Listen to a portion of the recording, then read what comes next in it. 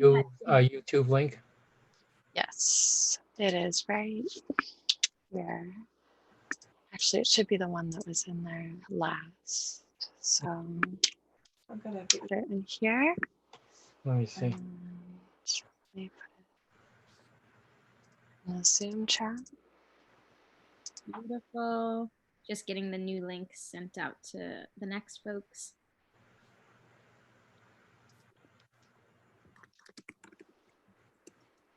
If they go to Facebook now, will they get a new link? That's from the Hubble.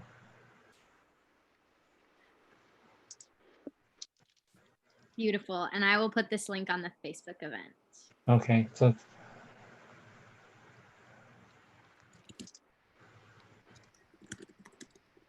No, you're showing Tom on Facebook. You just showed them. And you're now showing again.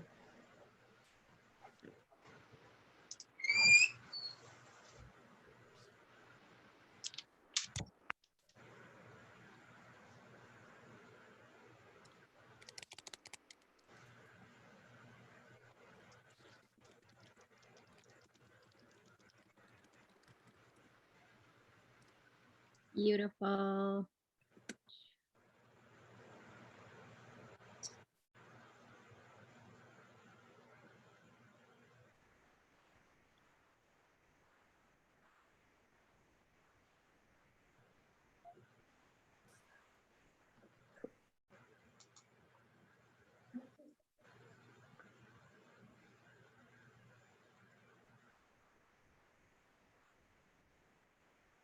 To watch.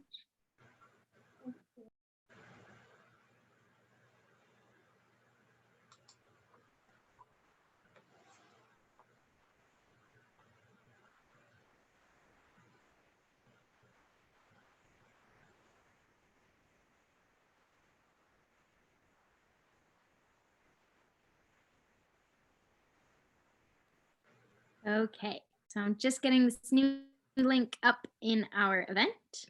And then I think if you are almost ready to take it away, Thomas, I think it is your time to shine very soon.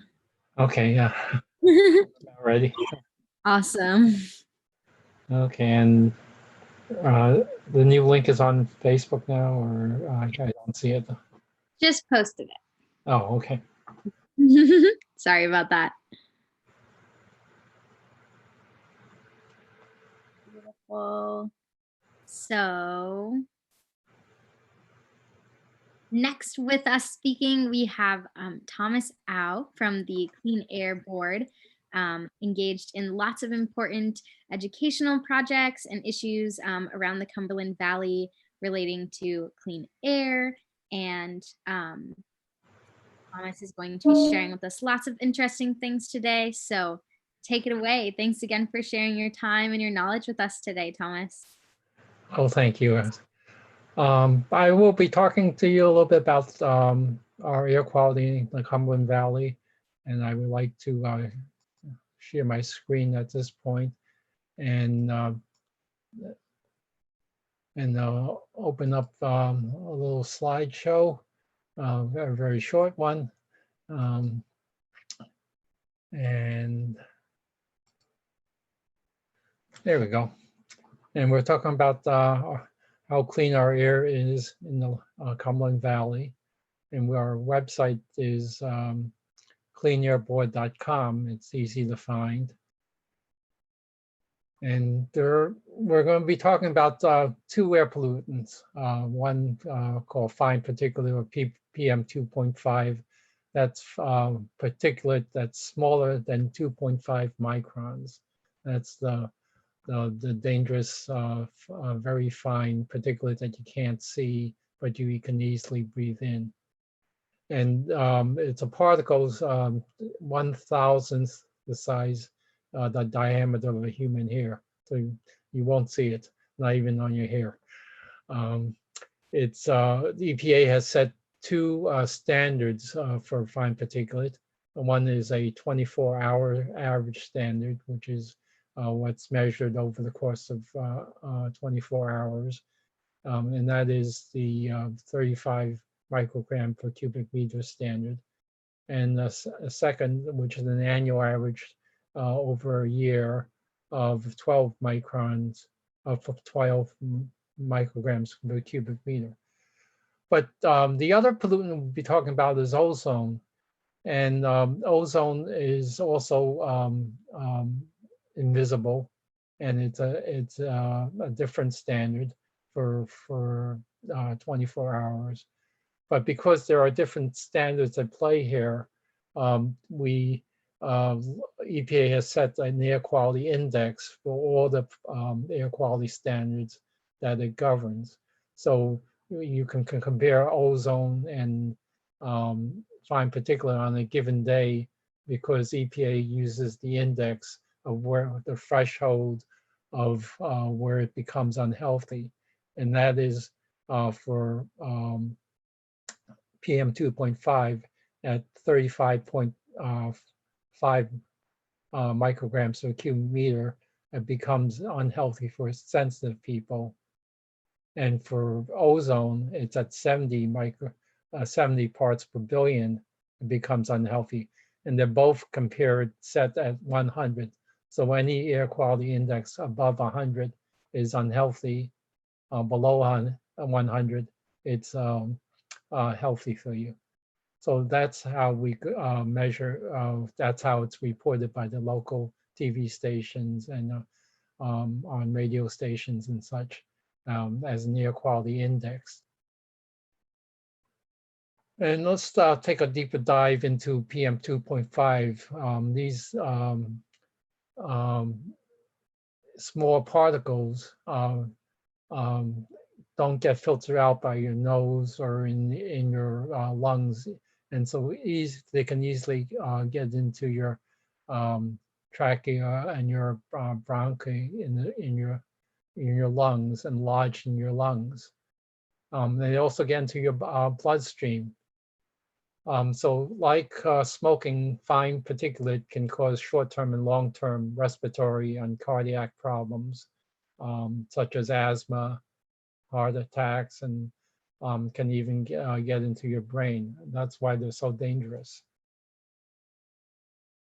And the sources of fine particulate, or PM 2.5, are what we would think of as industrial sources, coal-fired power plants, industrial combustion, incinerators, as well as from diesel engines, from large long-haul trucks, from wood burning, and from wildfires and open burning sources. So these are the most common sources of PM 2.5. The other pollutant of concern in this area is ozone. Ozone is a gas molecule composed of 3 oxygen atoms, and it's formed when nitrogen oxides and volatile organic compounds are heated in the air, usually during the summer.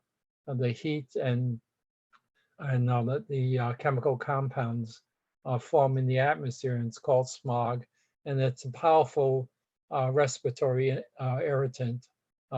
It's been compared to getting sunburn in your lungs. And these there are high ozone days during the summer, and they can cause shortness of breath, coughing, asthma attacks, and such. So these are the 2 chemicals of concern in our local area. So as I mentioned before, the EPA has set an air quality index for these pollutants, and not only for these 2, ozone and fine particulate, for lead, for sulfur dioxide, for nitrogen oxides, and for carbon monoxide. And they use this, their cutoffs, thresholds where the pollutants rise to a certain level and it becomes unhealthy. And this is the orange range, orange and red range, and purple range in the index. So when the index reaches 100, alerts go out to the TV stations, weather channels, the other stations. And we can find how healthy our air is by going to the airnow.gov website. This is a screenshot of what it looked like this morning, about 2 hours ago. And you can see there are areas where PM 2.5 was somewhat high around Harrisburg and some to the east.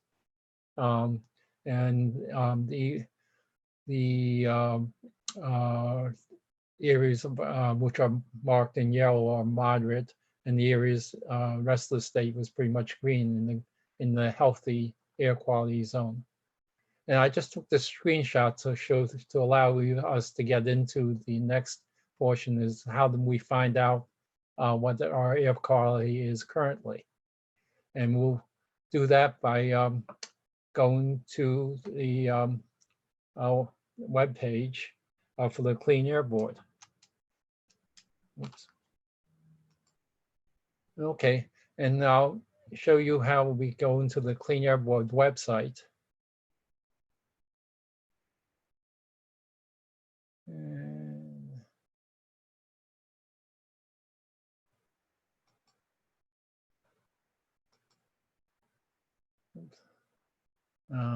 That's not quite it.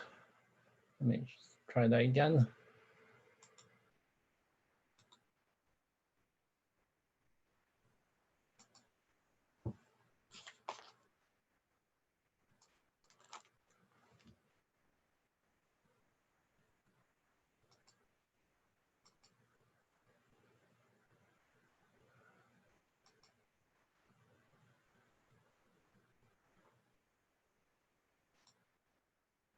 All right, okay, so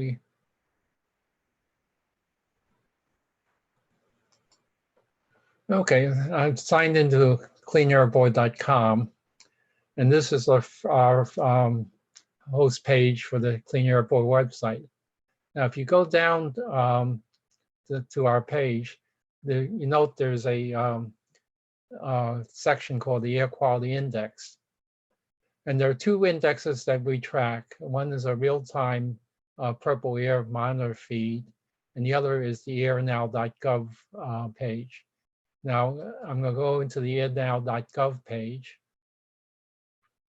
And it will take us directly to the Harrisburg air quality. And note that I said it was going to be moderate for fine particulate today, and that's what it's currently showing.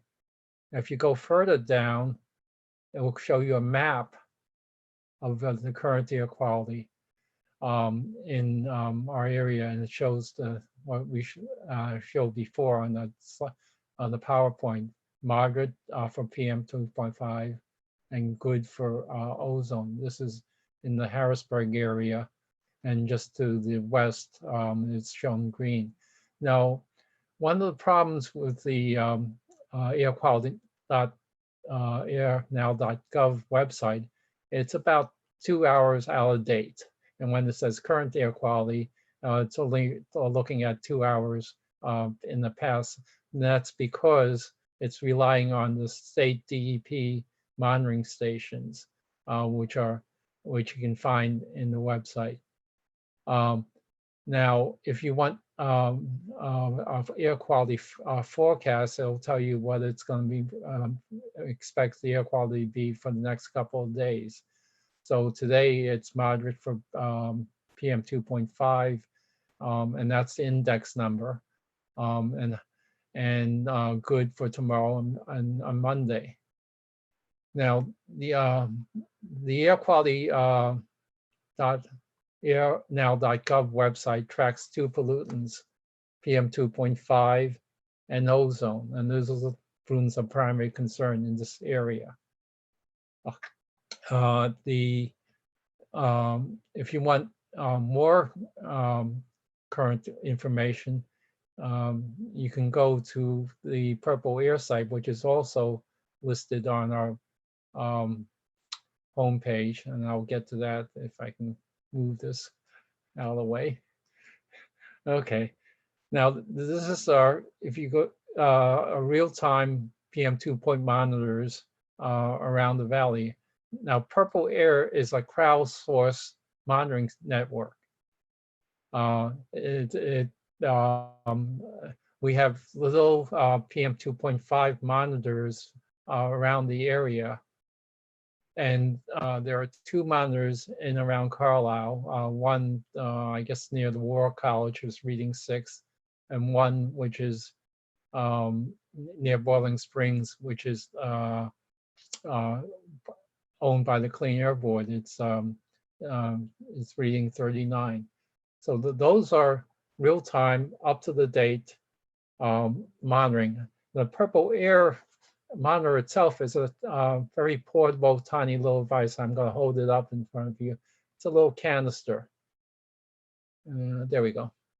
And it uses laser counting to count the particles of PM 2.5 here.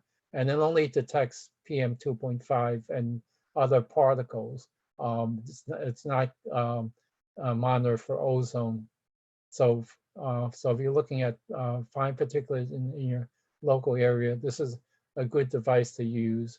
And it's crowdsourced, meaning that every monitor that's installed is fed, the data is fed into the Purple Air network, so you can see the readings for the entire country by looking at the maps. So if you scroll the map over to Steelton, you see a monitor that's recording a much higher reading, 68. And that's in the still in the yellow zone, but it's almost it's on the what we call the higher range of moderate. And once it gets to 100, it'll be orange. So this is the Purple Air network. Now, one of the things very nice about the Purple Air, you can look at the air quality index, or you can look at the raw readings that the monitors are showing. So simply by clicking at the raw PM 2.5 in micrograms per cubic meter, it will display what the actual readings from each monitor was. And it's 1 over by the War College and 9 by the Boiling Springs. And you can ask the data piece that this one current one is displayed as like 10-minute average. You can ask for a 1 hour average reading, and customize it to your taste. But one of the nice things about using the links on the Clean Air Board website is that it takes you directly to the Carlisle area. You don't have to enter in your zip code or anything like that. So it's looking at local air quality, and you have a direct link from our website to the Air Now website or the Purple Air Monitoring Network. So these are the tools that we have made available on our website, along with a number of other tools, like why we care about the air quality and what are the potential health risks involved with high pollution readings. One of the services that we try to provide to people who are on our mailing list is we try to warn people if there's a air quality action day alert coming out from DEP.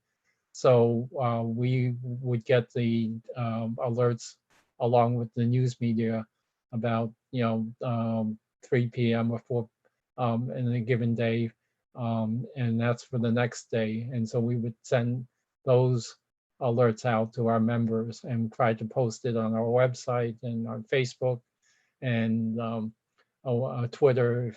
So those things are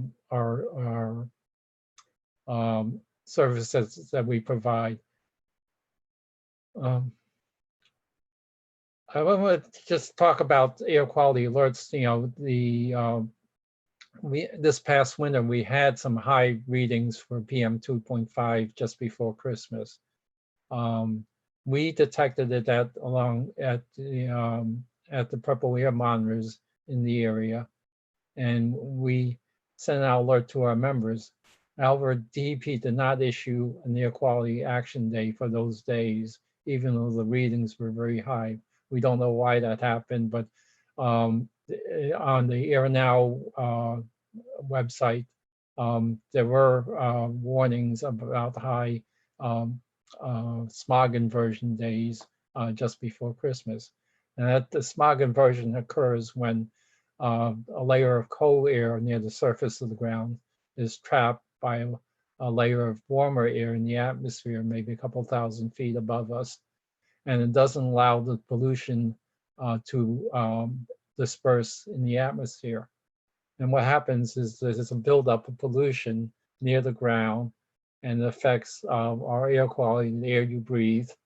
And it's EPA and EP usually warn people that the weather conditions are such that there will be a buildup of pollution.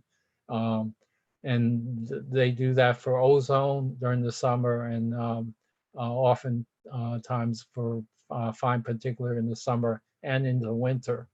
And we are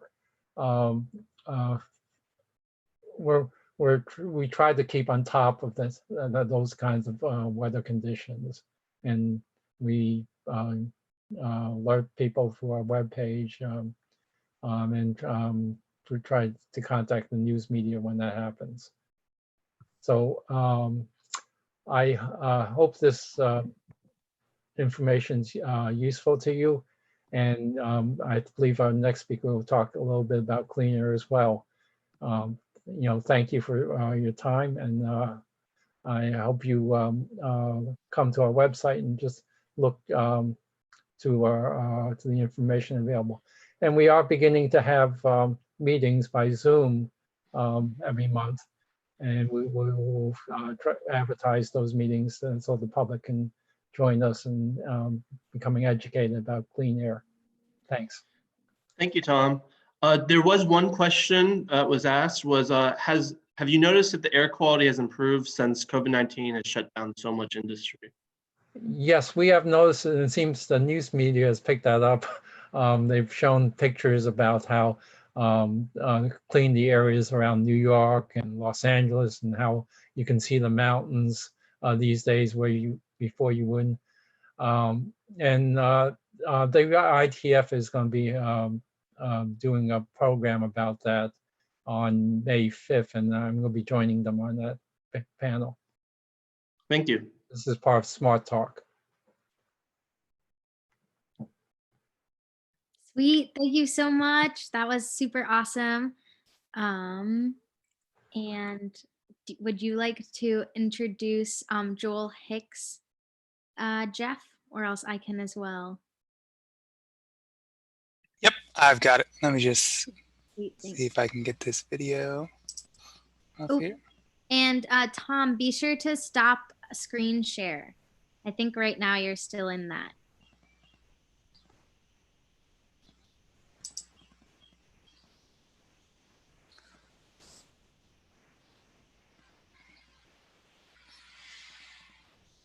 There we go. Perfect. All right. So, hello everyone. I'm Jeff Adams. Can everyone see me? Yeah, perfect. Cool. So, I'm Jeff Adams. I helped found the Carlisle Tool Library in Carlisle. I'm a local activist, try to stay active as much as I can, and avid environmentalist. So next up is Joel Hicks.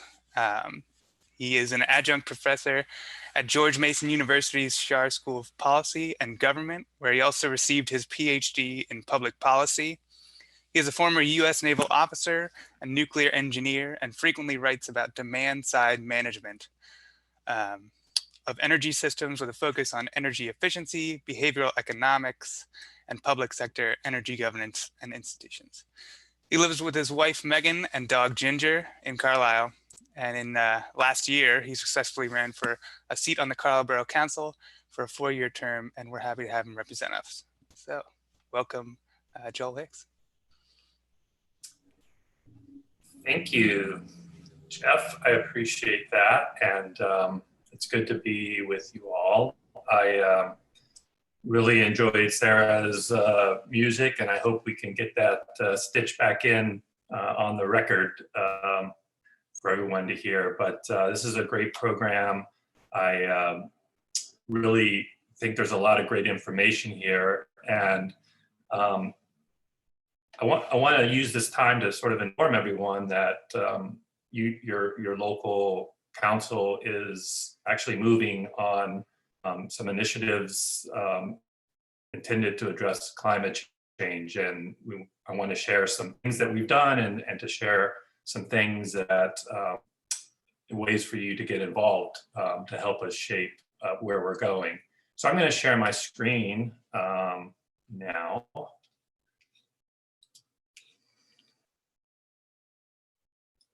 Hopefully you can see that.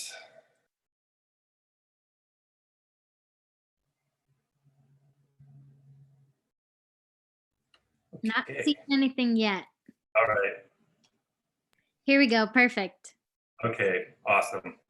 All right, so I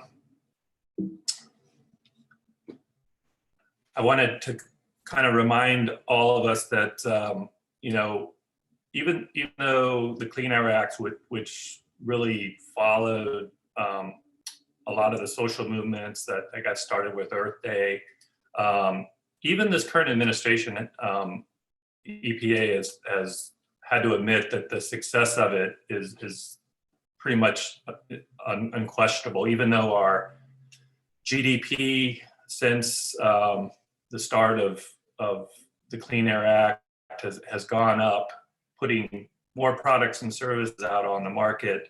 And even though our population has increased, we heard Thomas talk about some of the criteria pollutants, nitric oxides, PM, lead, sulfur dioxide. We've seen those decrease. Those were the primary targets that the Clean Air Act was addressing. And in fact, it's had a major effect. The benefits have greatly outweighed the costs. And that's despite the fact that energy consumption has increased, even though it's flattened, reflecting better energy efficiency measures. But we see we still have a lot of work to do on CO2 emissions and greenhouse gas emissions. And I think most of you probably understand that it's been a bit of a legal battle to figure out how carbon falls under the EPA's controlled air pollutants, and not just whether carbon dioxide is required to be controlled and regulated by EPA, which has been resolved. The means by which the EPA can actually regulate CO2 emissions is still a bit limited, probably will be so until we can actually modify the Clean Air Act or actually come up with new federal legislation that addresses that. So big success on the air pollutants that we knew about when the Clean Air Act was written. Very limited, as you know, success with greenhouse gas emissions. And let's just face it, you know, greenhouse gases and carbon dioxide were not included in the original Clean Air Act. Our understanding of their effects on the environment and our health have become a lot more well understood since that legislation was passed. And again, here are the numbers. You know, with smart regulations, some of these, particularly with sulfur dioxide, that actually happened as a result of market-driven emission markets that greatly reduced and very efficiently reduced the amount of sulfur dioxide, which contributes to acid rain over the course of several years.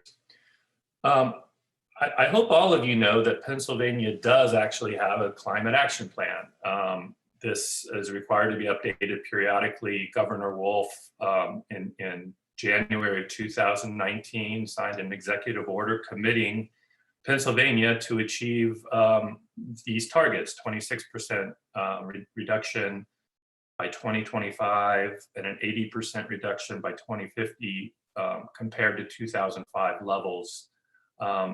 Those levels are consistent with the US's commitments they've made internationally, which despite what the current administration says, we are still complying with those standards.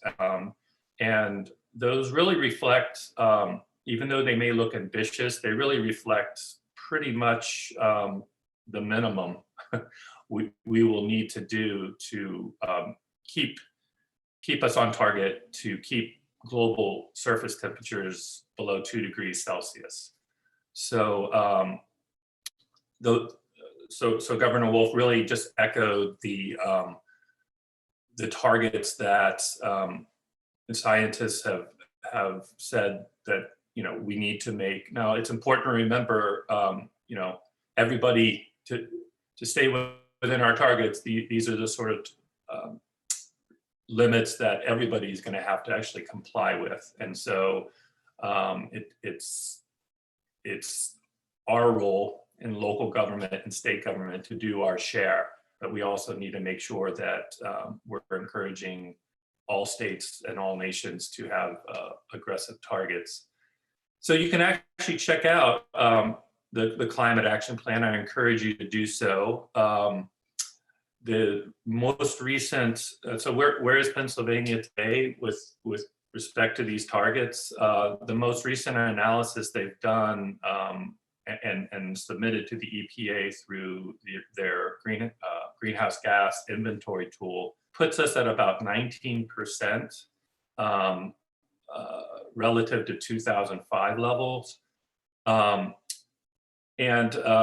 So I think at least in the short term, the 2025 targets are definitely achievable.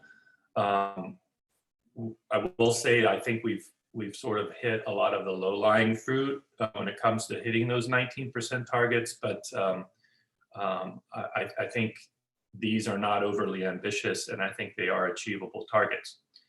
I also want everyone to know that Carlisle has been working closely with Dickinson College. Dr. Neil Leary and a team of students have worked over the last year to do a greenhouse gas inventory. They've come to brief us on the results of that, and I'll share some of the results just so that you're aware. Bottom line of that was based on a 2017 aggregation. We're sitting at about 17% reduction since 2005. So only about a 2% difference in the statewide.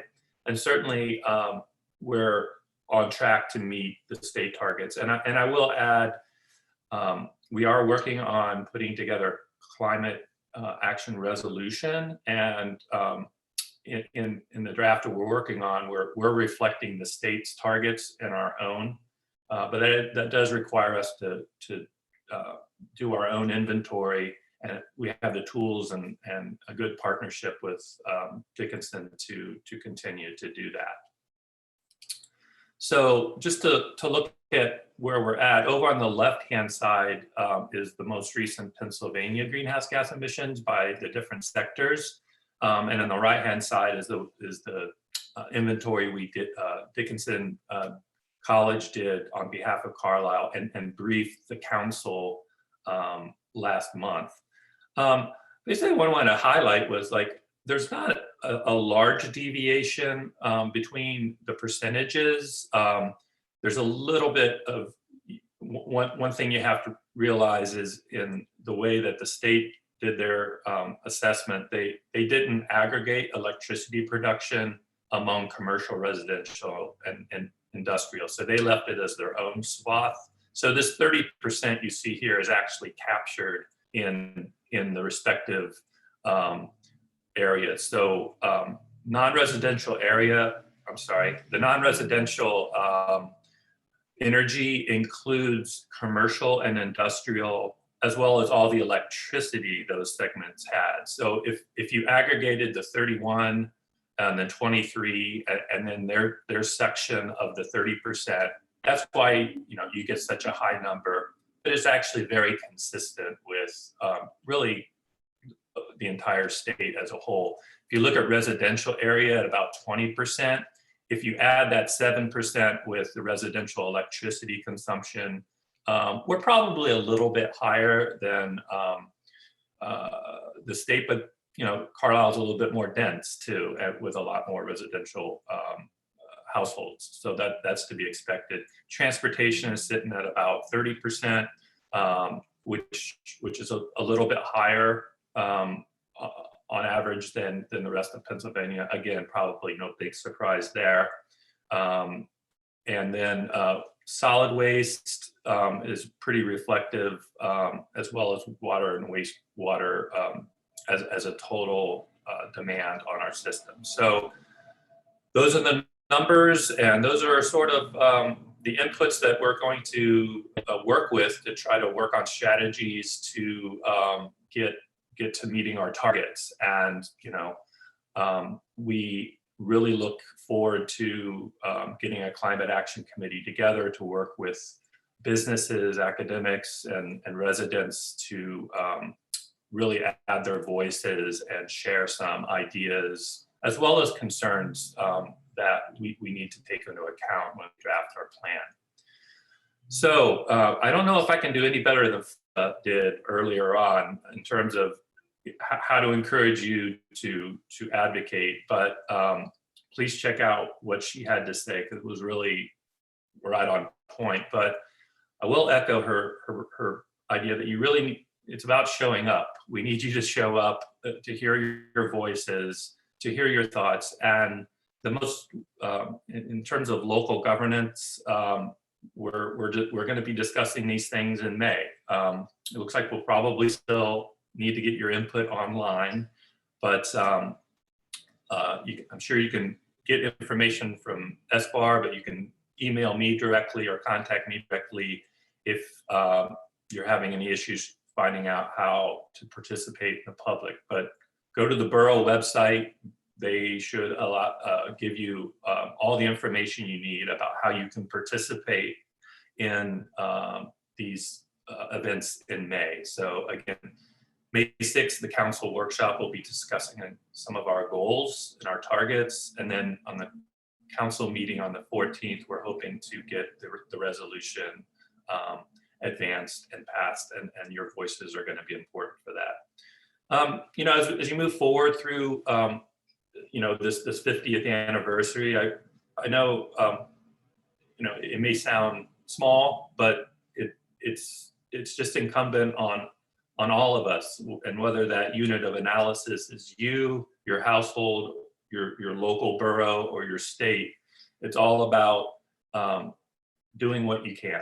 And I would encourage you to think about ways that you can actually set an attainable goal that makes a difference. So whether it's just changing the way you whenever we're actually able to go to our jobs again, but as you navigate your footprint, think about different ways of getting to where you need to go. And if it's just one day a week, changing your patterns, then shoot for that, and make it so that it's something that you feel like you can achieve. I wanted to share with you. I'll look at showing you how to, if most of us are getting our power bill from PPL, you can go online and actually change your wholesale provider to a renewable energy source. So, set up, and I can show you how to do that. Of course. Okay. So Espoir, Yes. should we head to break now? Yes, that's great. Perfect. Okay, awesome. So I'm reconnecting the stream and I think it looks like it's working. So we are back on, Sweet. which is Thank you great. so So much. again, we'll go back to anyone who's watching right now. We'll go back over this video. It's all being recorded, and we'll make sure there's one whole video at the end of all of this that will be available on YouTube for everyone, and we'll share that link when it's finished. But thanks for sticking with us through these technical difficulties. So what I'm going to do is I'm just going to share my screen. We're going to go to a quick break just to give us a chance to recoup. And we'll be back at 12:30. Okay, great. Perfect. Thanks. Yeah, of course. Thank you.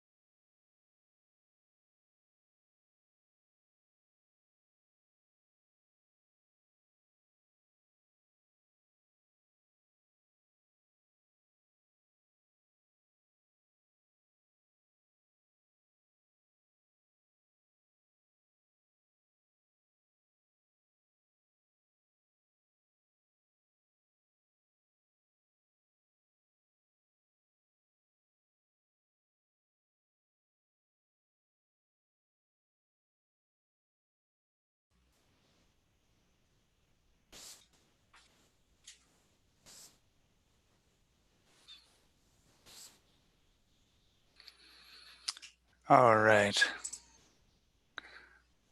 Hello again, everybody. Give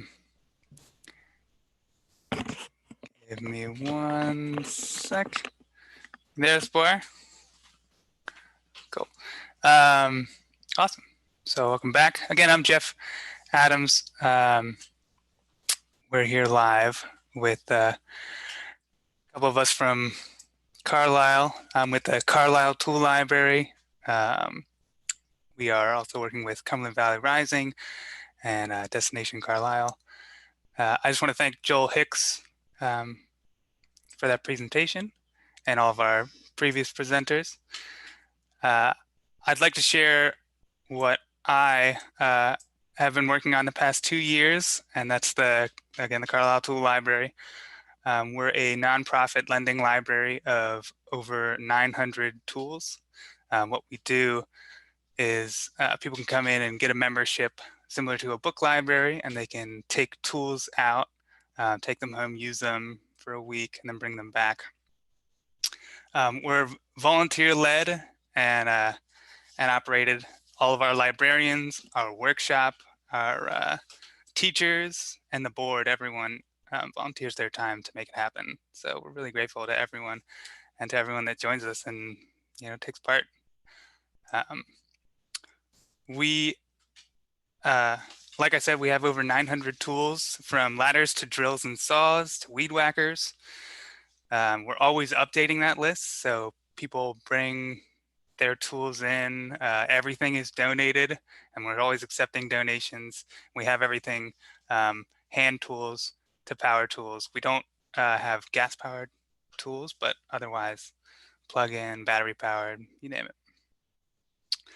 it. So to become a member, you just got to come into the library, bring in your ID, and there's a monthly or yearly membership fee, and that's made to be accessible to everyone. So for yearly fees, we have sliding scale memberships, and those range from $25 to $50 usually, and you pay based on what your annual income is. So if you make $30,000 a year, you'd pay $30 a year, and that gives you all the tools in our workshop. So it really is, when a drill normally costs $100 for a battery powered drill, and you can come in and get that for a year along with everything else that we have. It's really trying to bring access to all those tools to everyone that we try and serve. And we serve Cumberland County and all adjacent counties. So normally we have workshops. We have a workshop space at the tool library. It has a lot of the professional woodworking tools, so table saws, chop saws, planers, that kind of thing. And we normally have classes that we teach. Obviously right now, those are on hold, but we are offering live classes, and I'll get to that in 1 second. But normally when we're in session, we have classes ranging from drywall repair to electrical, garden classes, and we rely on professionals from inside the community to come and teach those skills to the public, and it's been really great to see all the people who are willing to share that knowledge with everyone. So we're happy for that, and we're grateful to those who help us teach. Coming up next week on Tuesday, we're having a live session. If you go to our Facebook page, Carlisle Tool Library, you can see a link to the YouTube video, and that'll be Tool Talk. It'll be Ask a Plumber, and that will be with Dan Shingler and Chris Patrick of Bob Means. Chris Patrick's with Bob Means Plumbing, and Dan Shingler is with Sonus Kitchen and Bath, and they'll basically be fielding questions that anyone has on plumbing issues they may be having, issues that might be hard to fix currently, and how they can do it on their own. So we welcome everyone, come in, ask questions, and learn more about plumbing. And we're hoping to have more in that series. So Tool Talk will have hopefully further series week to week. So stay tuned. And yeah, so other than that, I'm going to pass it off to Espoir and get off to another video. So you are on. Yes, thank you so much, Jeff, and thank you for all the work you do to provide folks in the Cumberland County area and farther than that, access to tools, to building things, and all of the other amazing things you do, not related to the tool library. Right now, we are going to see a video from Honeybee Friendly, who you may have seen at the Carlisle Farmers Market. Greg Hildebrand is the founder and owner of the enterprise, and they do a lot of incredible work. And he's going to tell us a little bit about why honeybees are so important for the environment. So let me set this up. Share screen. Beautiful. Ooh.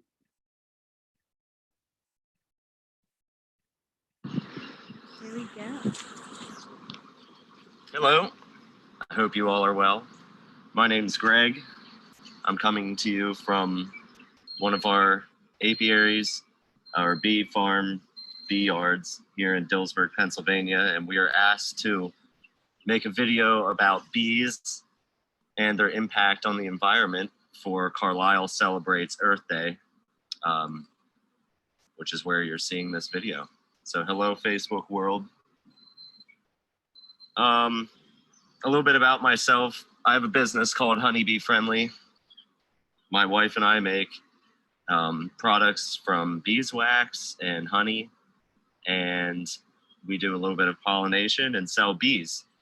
I started Honeybee Friendly in 2014 here in Dillsburg, and we're, like I said, a little bit in the bee business and a little bit in the marketing business. So that means, you know, we do a little bit as far as treating bees like livestock and raising them and raising queen bees and making splits for other people who want to keep bees. And then we do a little bit of product, you know, from the products of the hive, the honey, the beeswax, and we put labels on it and make wonderful products for people. We manage about 250 honeybee colonies.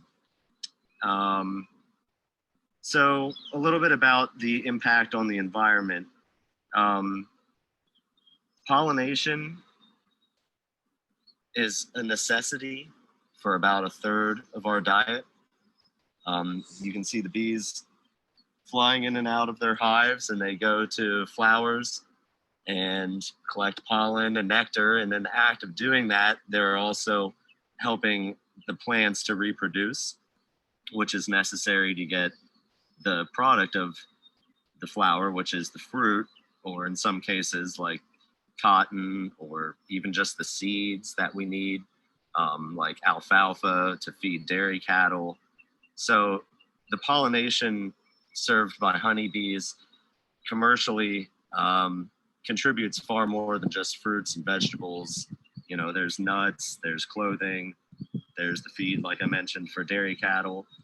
But to produce honey, it takes roughly a bees visiting about 2 million blossoms just to produce a pound of honey.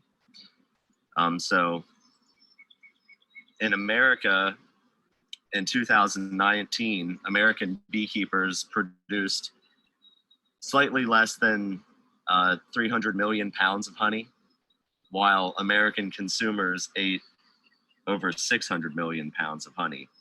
So beekeeping is a worldwide trade commodity practice. And yeah, the pollination radius from any one beehive, such as the one behind me, these bees flying out of all of these hives, they will travel over the course of a year up to 3 miles in any direction to find food and water. 3 miles in any direction equates to about 28.25 miles, square miles, and just over 18,000 acres. So the environmental implications and how large an area any one of these colonies actually covers is just massive. And that's one of the main characteristics also as to why we use them in pollination. There's just so many bees in each colony that you can pick them up, move them, and drop them off in an orchard and pretty much guarantee that you're going to have enough bees to visit all of those blossoms that you're trying to, that cash crop that you're growing. But it also speaks to, how much area it takes to support any one of these colonies. It's just a huge amount of area. So from an environmental aspect, there are some considerations for beekeepers on a commercial scale. Are you oversaturating an area, and what are you doing to offset the competition from native pollinators? I'm speaking here mostly about honeybees because that's what we deal with. People also manage alfalfa bees or leafcutter bees for alfalfa seed production. People also manage and produce bumblebees for buzz pollination of crops like tomatoes.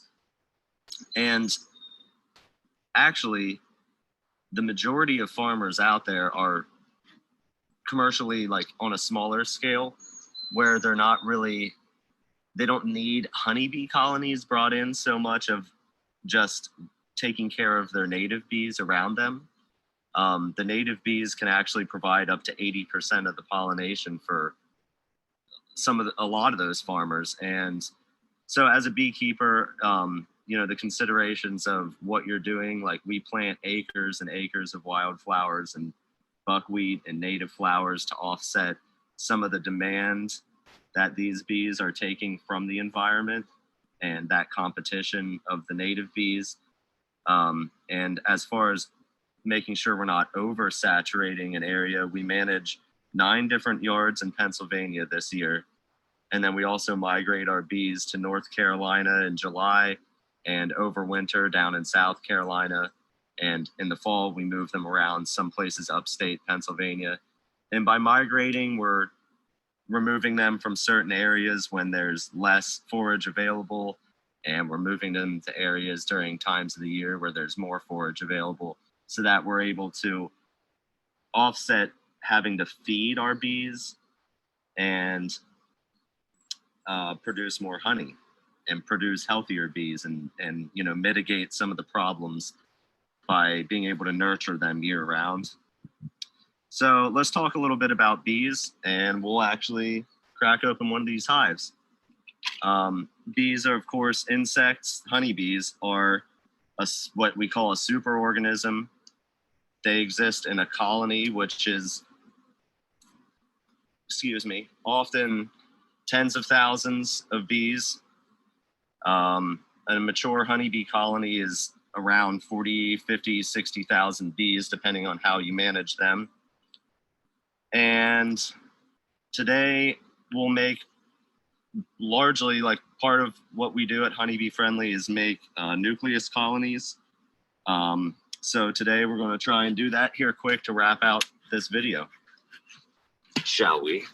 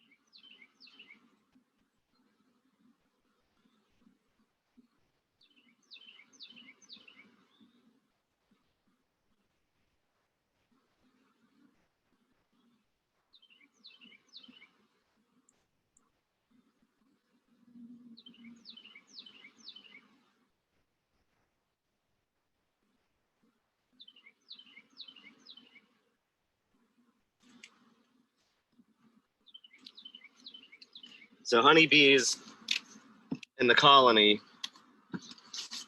exist on a comb. So one of the unique things about these insects is they actually, well, for one, the hive mind, and like I was mentioning, they're a superorganism in a colony, but they actually build this beeswax comb, which is a total necessity for them to sustain life. They raise their young and store their food on and in the combs, and we build, us human beings that is, make these nifty little wooden frames so that we can remove the combs from these wooden boxes, the hives. So on this frame in the center, we have a little bit of what we call brood or baby bees, and I'm sure with this lighting it's going to be near impossible, but to see in the center like a worm-shaped, kind of pearly white looking larva, and I'll try moving it around just for a moment, but these bees on here are all taking care of the larva. Towards the edges you can see eggs, which means we have a queen in here, and then up here where they're all crowded, they're gorging themselves full of this lovely nectar and honey, and then there's a little bit of pollen. So this is a good frame for, you know, splitting out a nucleus colony. It doesn't have a queen on it yet, and we'll try and find her here real quick to show you guys to wrap out the video. Basically, you get in a nucleus 5 frames, and 4 of them should look at least something like this. 1 of them should be largely food. So let me keep looking really quick. And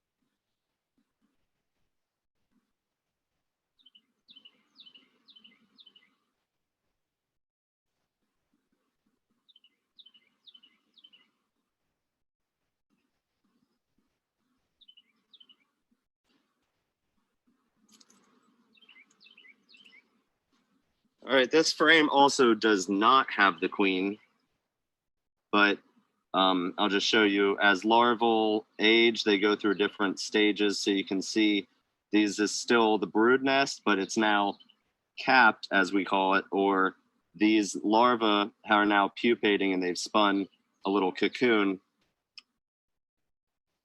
So just like other insects, like caterpillars go through metamorphosis before they become an adult butterfly, so do honeybees go through metamorphosis before they become an adult honeybee.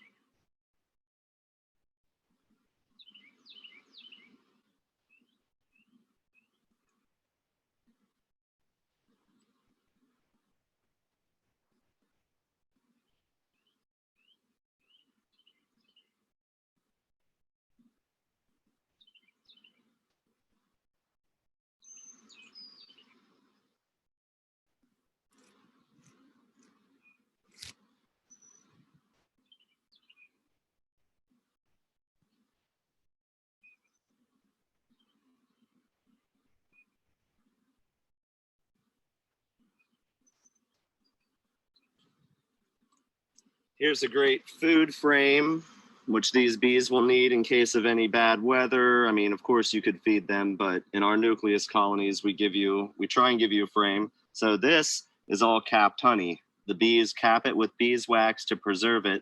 And you can see as you pull it open a little bit. This is basically what it looks like when we harvest it for bottle. And this side has more pollen mixed in some of these cells and also honey around the edge. You can see the yellowy orange pollen in there. So this is a great frame for nucleus and a necessity. So we're up to 3 frames out of 5, and 2 more need to have bees and brood on them, and we need a queen yet.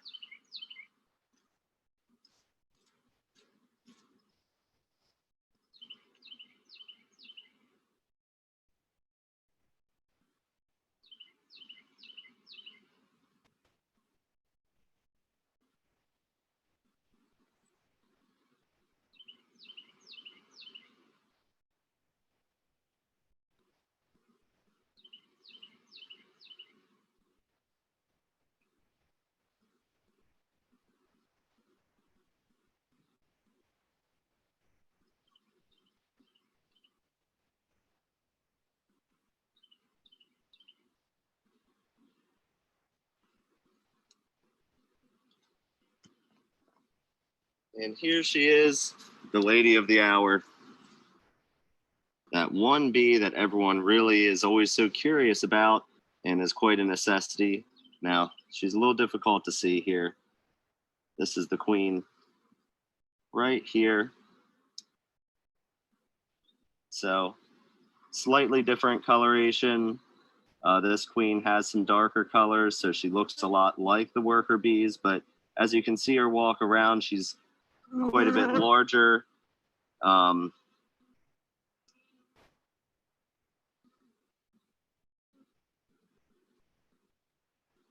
she is in every aspect the mother of the colony. Of course, she's on my arm now, but I'm gonna put this comb in here and watch her go back into the colony. So this colony now, this nucleus colony now has a queen, and I just need to get one more frame in there and they're good to go. But I'll say goodbye for now and bid you adieu. Everyone stay safe and healthy, and happy Earth Day. Plant more flowers.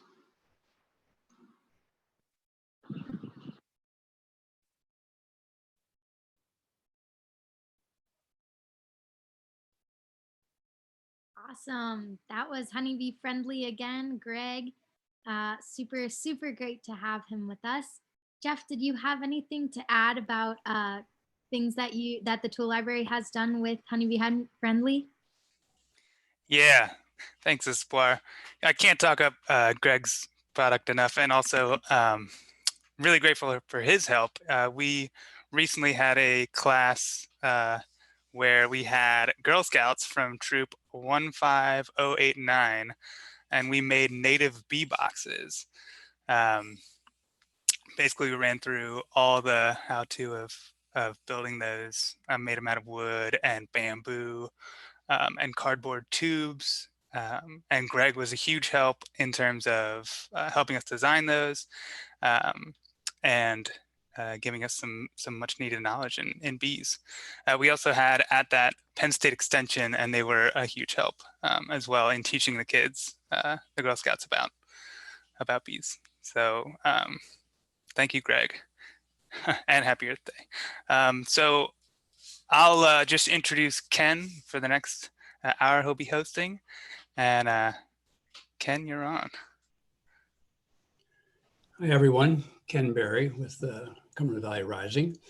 And we're glad to have you on the call with us this afternoon. And we're bringing a lot of great information. And I do want to thank Greg for bringing that video.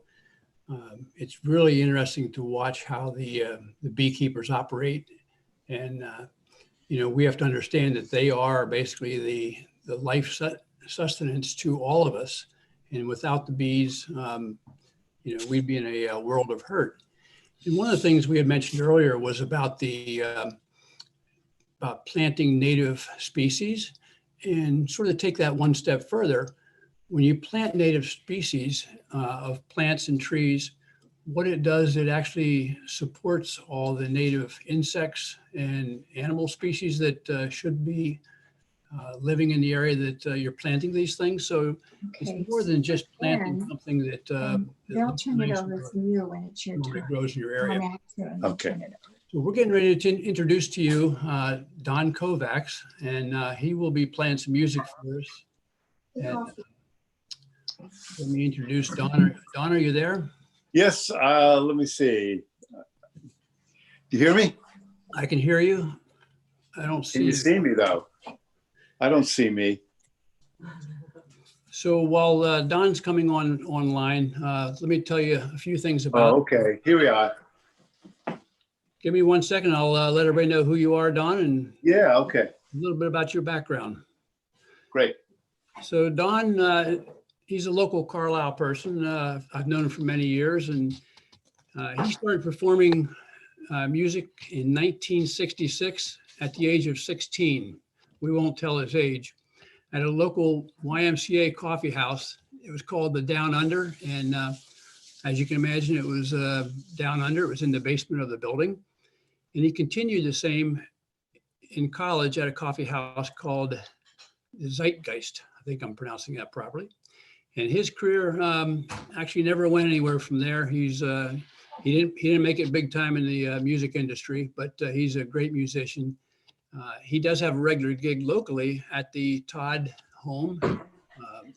He's on a cycle there of once every other month on Sunday mornings. He plays for the folks there. Really great.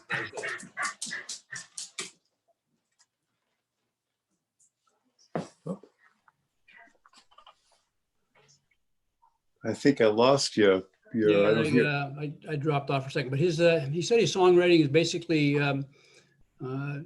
done whenever he's in the mood and the muse hits him. So Don, here it is. Take it away, and glad to have you on board today.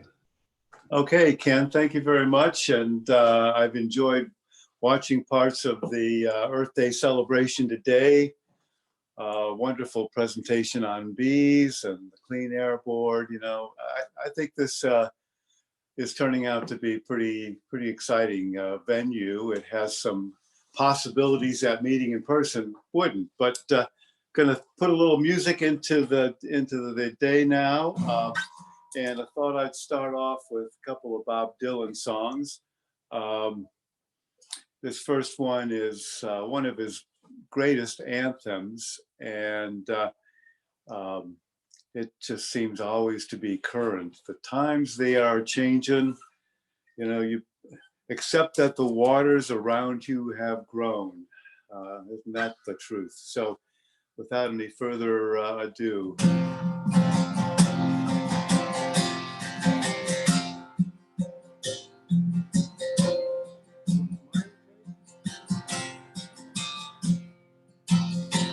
Come gather around, people, wherever you go, and admit that the waters around you have grown, and accept it that soon you'll be drenched to the bone. If your time to you is worth saving, then you better start swimming or you'll sink like a stone. For the times, they are changing. Come gather around writers and critics who prophesy to your plan. And keep your eyes wide, the chance won't come again. But don't speak too soon, for the wheel's still in spin. And there's no telling who that it's naming. For the loser now will be later to win. For the times, they are changing. Come senators and congressmen, please heed the call. Don't stand in the doorway, don't block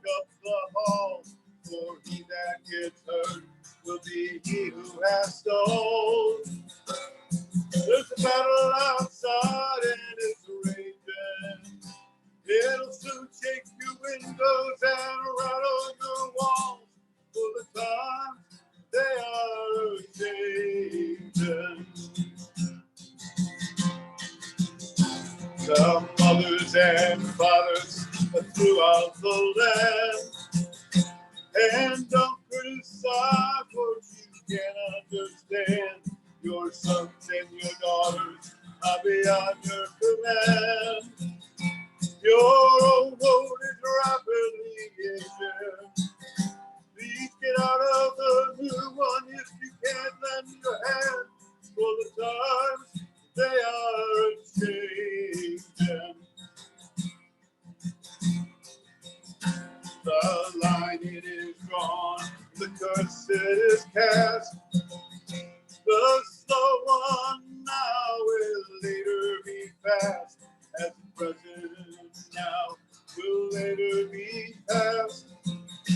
The order is rapidly fading, and the first one now will later be last. For the times they are changing.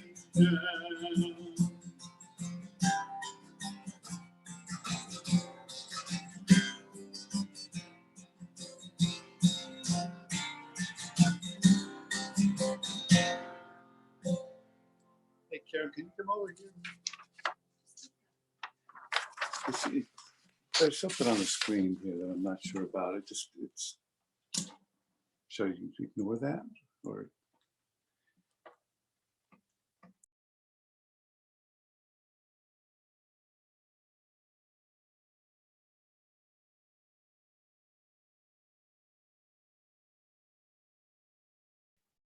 Looks like Don's connection came undone somehow, but I will resend it to him.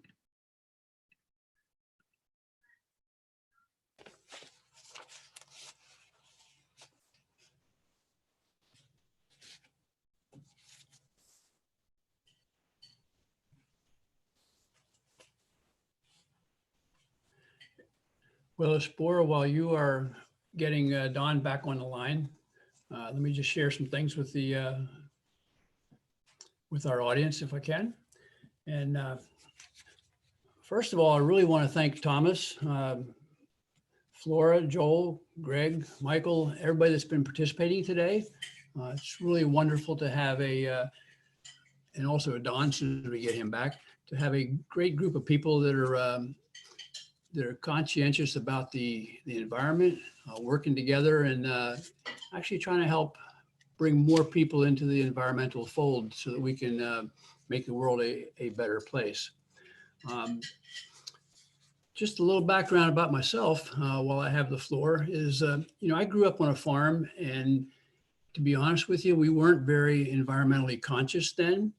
And I think something that we should all stress is not to worry about what we've done in the past, but really look at what we can do in the future. So even if you haven't been highly conscious of the environment in the past, you can begin today to change that, take small steps, and after small steps, they become big steps, and pretty soon you have a whole group of people following you. So wherever you are on the continuum, take it from there and just keep on growing. The one thing I want to do a shout out for is people in the restaurant industry. There's a lot of people, healthcare workers, a lot of the first responders. Everybody's doing a great job in this coronavirus time that we're in right now. And I can speak from the restaurant background. I spent almost 40 years serving in the restaurant industry and also serving the restaurant industry from other industries. And the work is really, really hard on a regular basis. And here we are in the coronavirus time, and it has to be a lot, so much harder. So a shout out to all of you that are in all the services industry. You're basically doing what it takes to keep us all going. And, we just really want to be thankful for what you've done for us. We have learned recently that the Eastern Pennsylvania, I'm not sure how far that encompasses, whether it includes us, will be given first priority for testing for those people in the food service and supply chain. So it's moving in the right direction, and everybody has to keep working together to get us from here to there. Any word from Don Espor?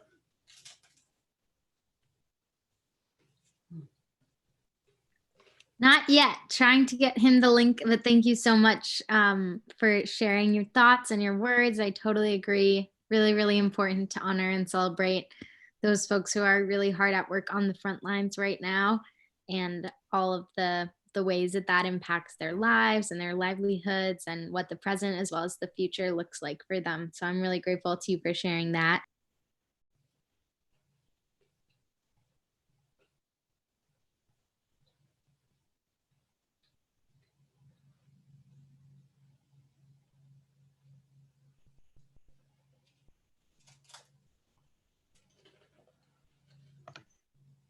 I'm going to try to give a shout out to Dawn, see if I can help get him back.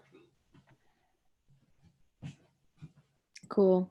Thank you all of you who are watching for hanging tight and being patient with all of our technical modifications and evolutions today. It's been really awesome to keep, I've been consistently seeing like 10 to 15 folks streaming live on the YouTube, and that means a lot.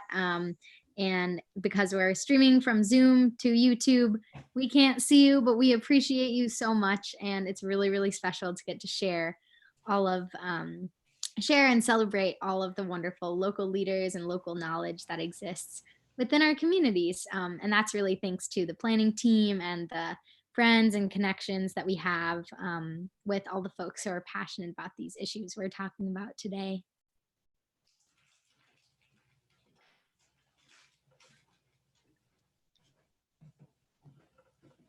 I think we'll hang tight for a couple minutes to see if we can get Don back on the line, but it looks like Michael is maybe ready also to go for it as needed. So that is really awesome. Thank you so much. No problem, Svar. Any word from Don yet, Ken? Not yet from my end, but Okay, we'll keep working. cool. Well, if you want to go for it, Michael, maybe then if Don is able to rejoin after, then he could play some music once you finish. I'm not sure if that seems like the best way to go. Yeah, about sure. things. That works for me, assuming it works for the group. Well, thank you all again. For those just tuning in, my name is Michael Mehrazar. I'm the field manager with both Penn Future and Conservation Voters Pennsylvania, two partner statewide environmental advocacy organizations. I'm going to share my screen because I have a little presentation, so give me 1 second.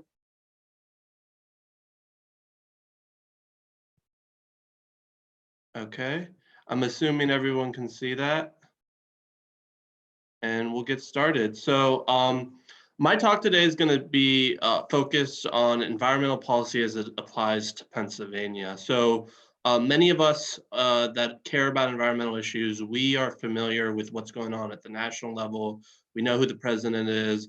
Most of us know that Nancy Pelosi is Speaker of the U.S. House, but not all of us are as familiar with the state politics. We may not know who the state Speaker of the House is, for example, Mike Turzai. And that's fine. I was the same way prior to my work at Penn Future and Conservation Voters. But the problem is that without folks paying attention to this, the General Assembly in Pennsylvania and various other states can get away with a lot of bad policy because there's not the same spotlight that there is for the federal. So one of the things, the goal of this is to just give a highlight of some of the things happening right now and give ways for you to get involved, both you watching live and for anyone watching after. I'm also going to be going through a lot of information. Please don't worry about writing down every bill number or every link. I'll share that both in the YouTube chats and on the Facebook event page. So without any further, I'm going to get started. And the first thing I want to do is just give a little context of where Pennsylvania falls with its environmental position currently. And to say it frankly, Pennsylvania has many challenges. Pennsylvania has consistently failed to meet its agriculture pollution reduction goals and its urban suburban runoff goals for the Chesapeake Bay watershed. Over here, if for those watching, I have a little headline that earlier this year, Maryland actually planned to sue Pennsylvania over this Chesapeake Bay pollution. Air quality. So Pennsylvania has the 3rd worst air quality in the United States. Peer-reviewed scientific articles have linked this pollution to asthma, heart disease, cancer, neurological, and reproductive problems. If you didn't catch it earlier, Thomas Au of the Clean Air Board did a great presentation on more of the specifics for that. Over here, I have a picture of a petrochemical plant. I'll get a little bit more into the details of the petrochemical industry a little bit later, but needless to say, the entire business model of the petrochemical industry is dependent on spewing out loads of environmental pollutants for the rest of us. And then climate change. Pennsylvania is the 3rd highest carbon emitting state in the country. And here is a little headline among many that late last year, 11,000 scientists urged world governments to seriously take the climate crisis seriously. And as people now living in a crisis, we can hopefully recognize how important that is.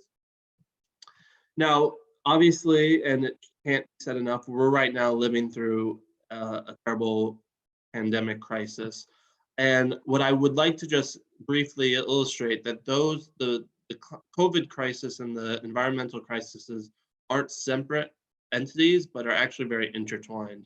Over here is a New York Times article that was quoting a preliminary study that says that increased air pollution leads to higher coronavirus death rates. So what that means is if you live in an area like South Central PA, like Pittsburgh area, that has higher rates of air pollution, your odds of dying from COVID-19 increase noticeably. And as we know, the air pollution is not spread evenly, distributed evenly. Instead, it's very concentrated, oftentimes based on race and low socioeconomic barriers. And that in part explains some of the disparities in the health outcomes of COVID-19. And during this crisis, the Federal Environmental Protection Agency, the EPA, has actually stopped enforcing certain environmental laws and regulations, which is the exact wrong approach that we should be taking during a pandemic, as hopefully these two slides, 2 pictures above make clear. So what this shows is that, activism can't stop during COVID-19, during social distancing. Instead, it must learn to adapt. So that means including attending educational webinars like today, meeting with people virtually in other ways. We'll talk a little bit more of other things to do that, but the main thing is that we can't afford to stop. We have to continue even during this hard crisis. And then I also just want to make a note that as environmentalists, we are uniquely placed to make the argument that long-term systematic problems can quickly become a crisis. Governments throughout the world had been warned of pandemics for years, and they did not act on it appropriately, largely due to concerns about costs. But now that we're actually living through a pandemic, we see that those costs, minor in comparison to the actual economic and human costs that COVID-19 has already caused. And the same is true for climate change and other environmental challenges. The upfront costs seem steep, but when you compare it to actually fixing the problem, it's an investment. And that's what we need to make that point now more than ever. But like I mentioned a few times, I work for both Penn Future and Conservation of Pennsylvania. These are 2 strategic partnerships, 2 statewide environmental groups that focus on the situation primarily in Pennsylvania. So we're the watchdog that when there are bad faith efforts in the General Assembly, we make sure we are there to stop them. So I'm going to just briefly talk about each of them. I'll start with Penn Future. Penn Future is a statewide environmental advocacy 501c3 nonprofit organization. I know that's a lot, The 501c3, all that means is that Penn Future is a tax-exempt charity that is allowed to educate, is allowed to advocate, but what we're not allowed to do at Penn Future is endorse candidates or do anything else that would be political in nature. Penn Future's mission is to work daily to protect public health, restore natural resources, and move Pennsylvania towards a clean energy future. Penn Future has three main focuses.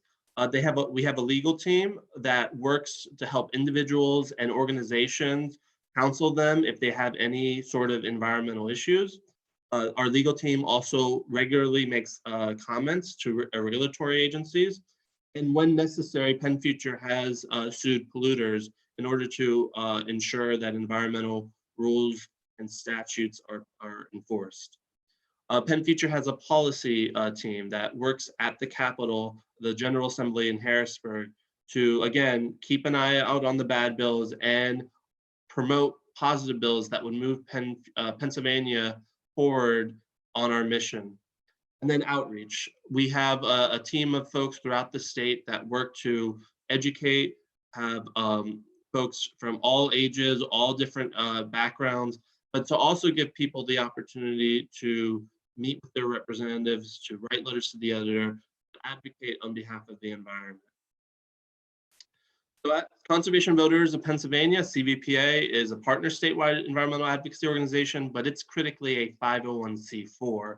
So that means that Conservation Voters is allowed to do many of the same things at Penn Future, but it can also get political as well.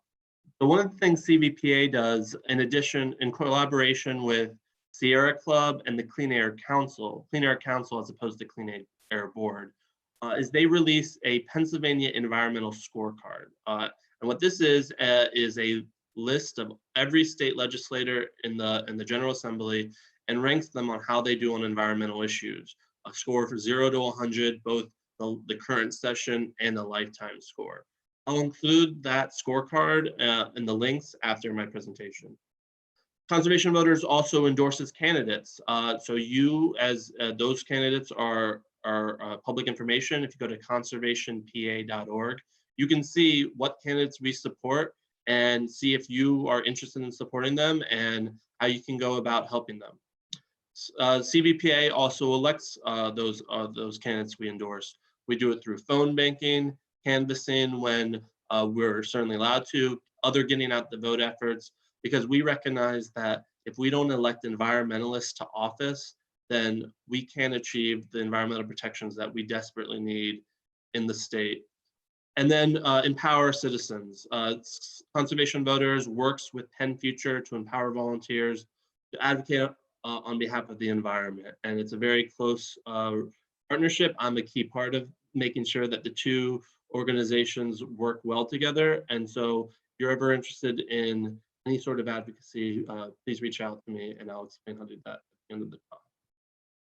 So I'm now going to talk briefly about some priority bills. Here's our old friend Bill from Schoolhouse Rock, for those that remember that old cartoon. And there's obviously many bills, even during this COVID-19 crisis, there are still things that we are keeping our eye out on. I'm obviously not going to talk about everything, and I'm not going to get in depth in any of them, but I like to give a layout of some of the bills that are currently a priority at the General Assembly. And if you are so moved, I would encourage everyone to contact your state legislators to say whether you oppose or support certain bills, as getting them to hear from their constituents is such an important process.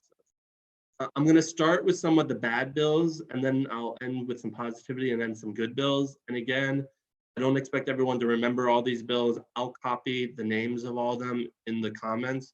But if you have any questions, please put them in the YouTube chat if you're watching live.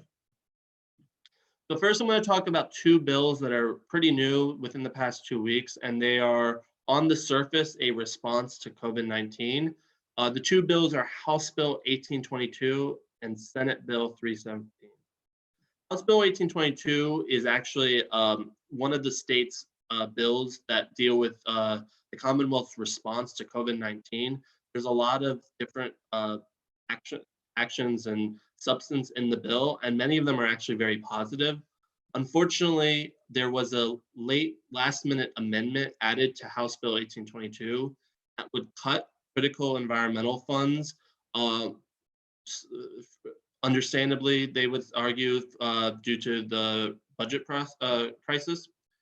The problem with that is this money goes towards environmental protections in our parks. And so, as I mentioned earlier, you know, with COVID, with air pollution potentially leading to higher rates of COVID-19, you know, cutting enforcement for environmental protections is one of the worst things you can do during a public health crisis. And then I should mention that all state parks are currently open to the public currently, and people are encouraged and allowed to go as long as they socially distance 6 feet or more from other people. And for those that have been able to participate in those parks, it's been a great way of dealing with the anxiety and other mental stresses that this pandemic has caused.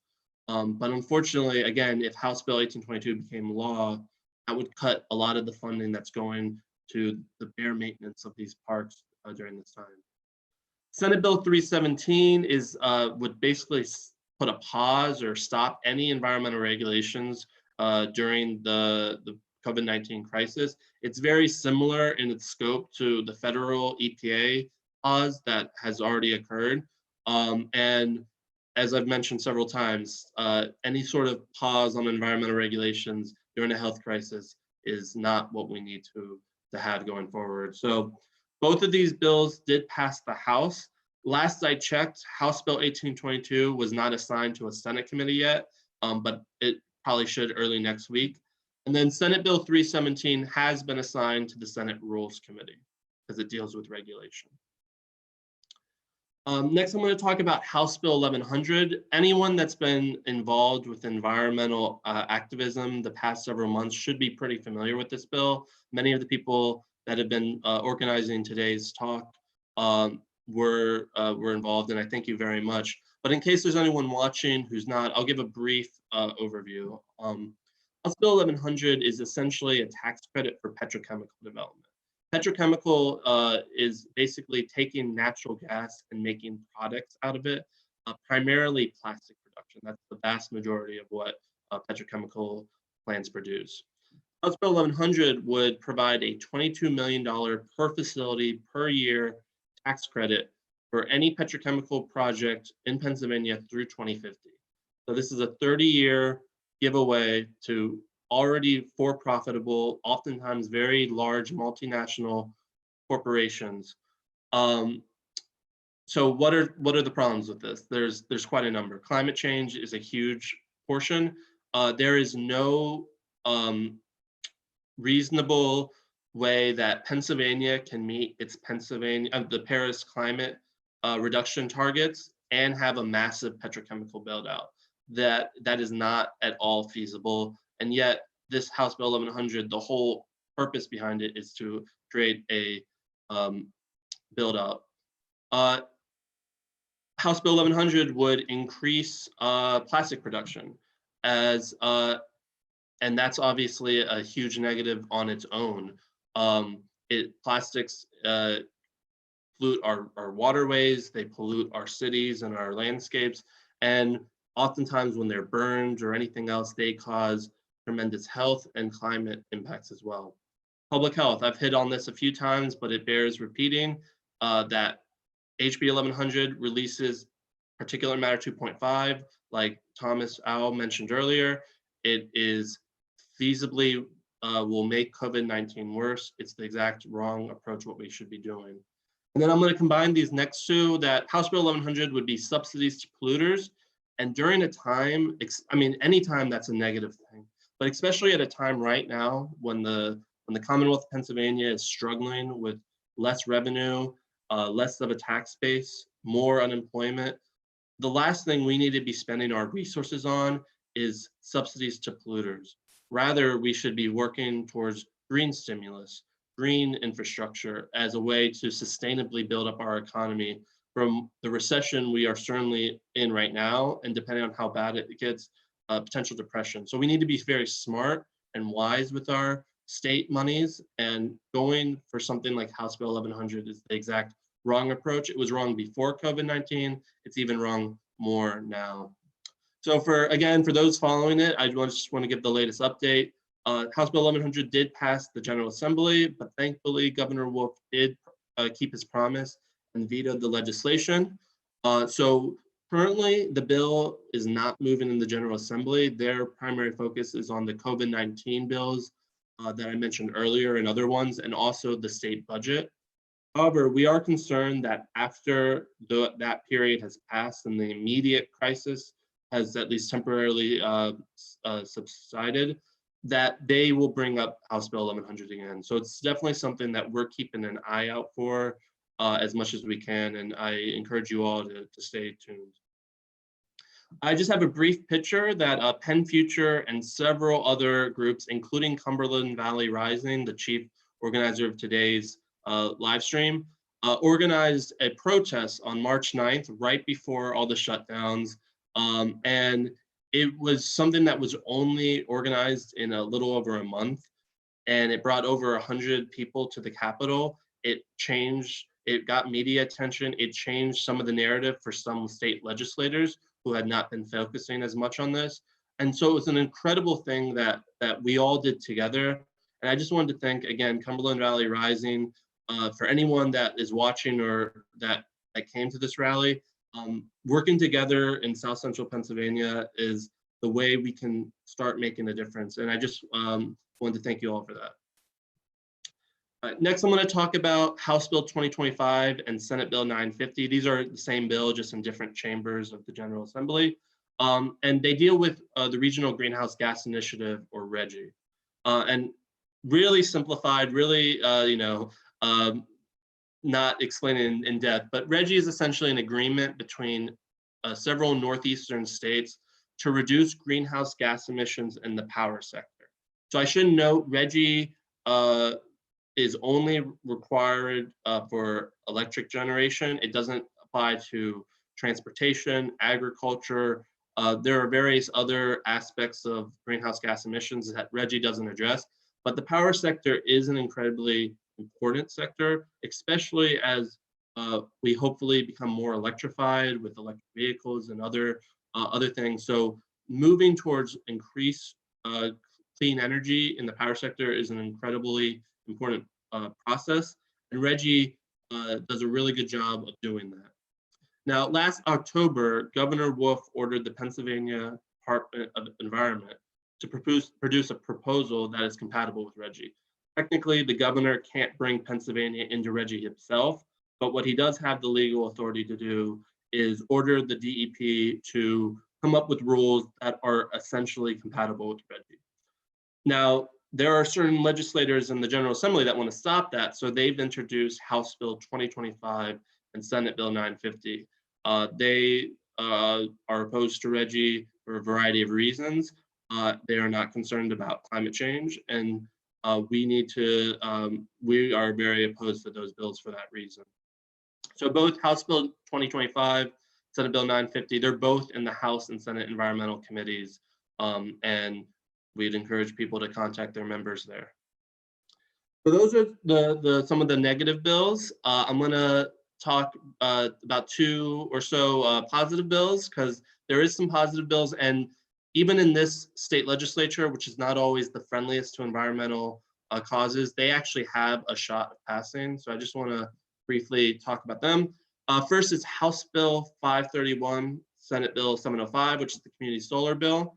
Some people on this call may have solar panels on their roof, on their personal home, and everyone I've ever talked to, they love having it. They love reducing their greenhouse gas emissions. They love getting cheaper electricity every month and seeing over time that investment pay off. But unfortunately, there are some people who aren't able to benefit from that. I personally rent. I can't put solar panels on my house. There are people who live in a shaded neighborhood or in a neighborhood that doesn't allow any modifications to their house, roof's facing the wrong way. They don't have the money to pay for the upfront costs for solar panels. So there's a variety of reasons why people may not be benefiting from solar energy. So what House Bill 531, Senate Bill 705 seeks to do is allow Pennsylvanians, no matter where they live, to subscribe to a portion of a solar project and receive credit on their electric bill from the power produced. So again, every month you buy a portion of a solar panel, whatever that panel produces, you get credited to your electric bill, just like if it was on your house. This bill critically does not cost the state any money. There's no mandates.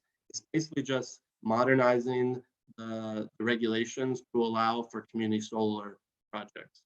I should also just mention this is a very bipartisan bill. The House bill was introduced by Representative Coffer, Republican. The Senate bill has many Republican in the Senate leadership. Lots of Democrats in support as well. So it's a very bipartisan bill that we think is feasible. Obviously, maybe not right now with COVID-19, but we think this is a positive bill that could really help reduce greenhouse gas emissions and help a lot of folks with their electric bills as well. Currently, the House bill is in the Consumer Affairs Committee and the Senate bill is in the Consumer Protection Committee.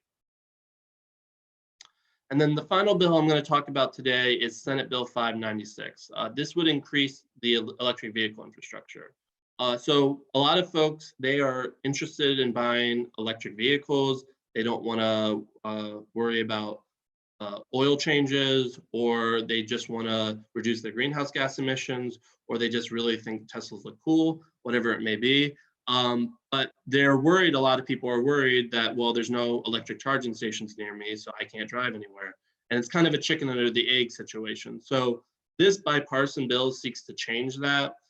It would increase the electrification throughout Pennsylvania 50% by 2030, and would require every electric utility company in the state to develop an infrastructure implementation plan.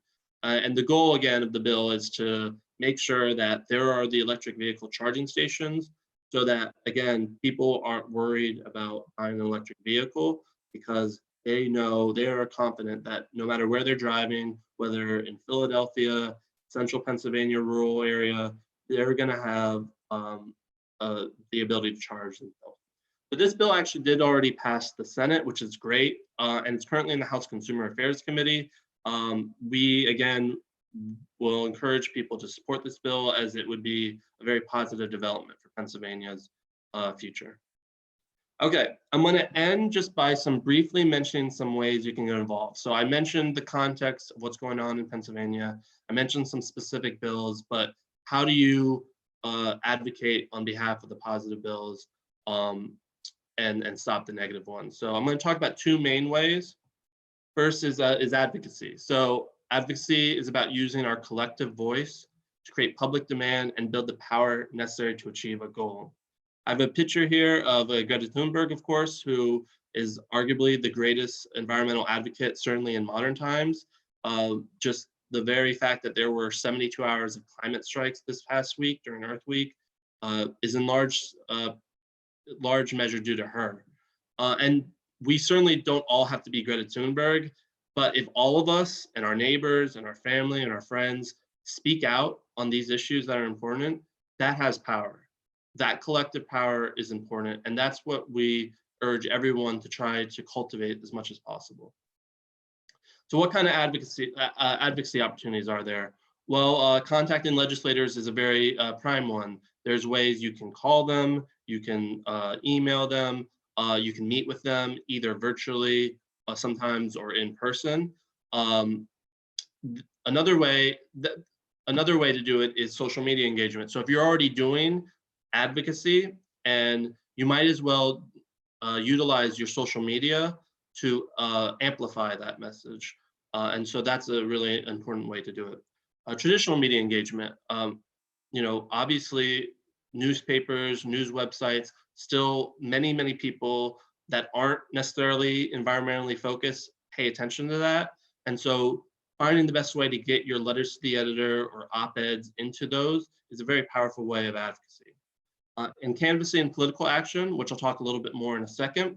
Now, I don't have the time to talk about any of these forms of advocacy in depth, but I did recently, this past Sunday, give a free webinar on volunteer advocacy. So if you're interested, I'll put a link to that. You can watch it as much as you want. And if you'd like to see the slides from that presentation or this one, please message me and I'll make sure to share that with you. I do want to just make a particular note of ACE. So Penn Future has a program called Advocates for Conservation and the Environment, ACE team. And I know there's at least 3 people on this call that have been part of the Cumberland Valley Rising Environmental Committee leadership team that have participated in these ACE meetings. So I appreciate you all very much. Our ACE teams just meet with legislators to tell them about why environmental issues are important to you, their constituents. There is no form of advocacy that is more powerful than legislators seeing real life people in their office saying this is important, and telling them with their stories and all that. So that's extremely important.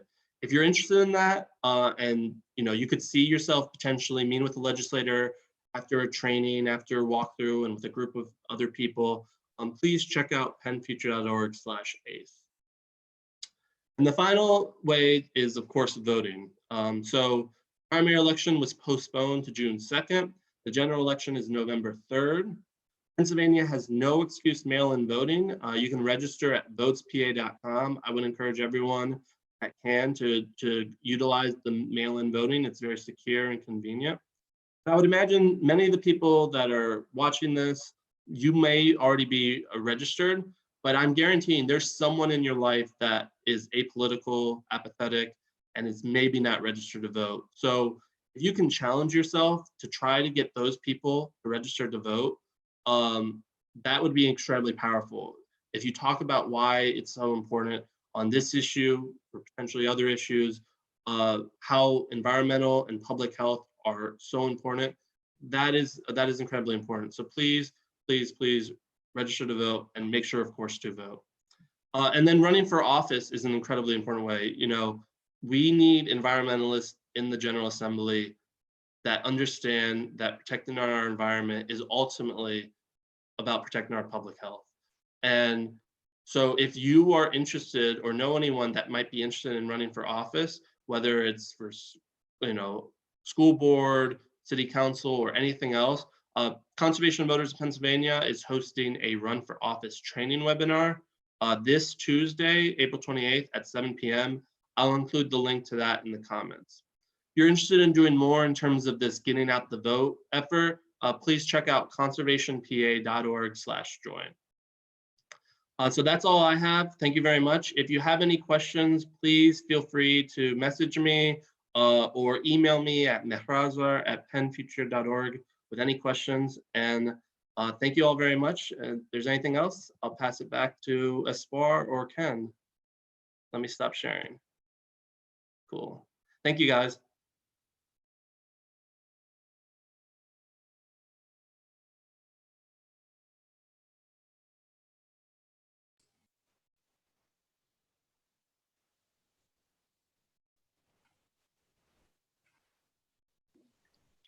So what's happening from here, Ken?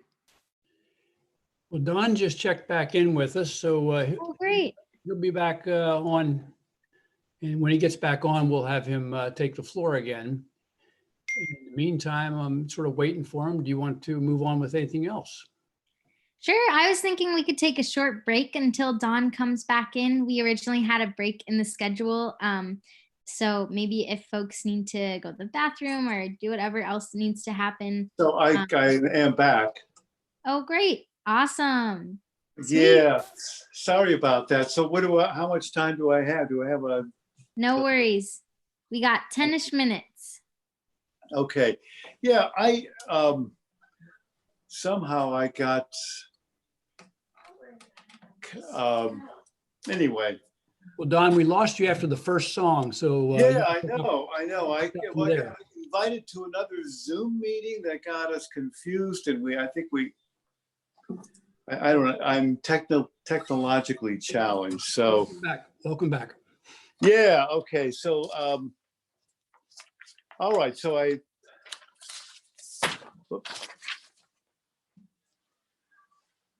so am I back on? You're back on, Don. Okay, I don't know why Don't worry about it. Just Okay. go. Okay, so I'll pick up again where I left off, and I got another song by Bob Dylan that he wrote in 1968. And it seems very timely again. That was a very challenging time. As you recall, a couple of big assassinations occurred, a lot of unrest in the cities, and you can understand why he led off the song with "There must be some way out of here." So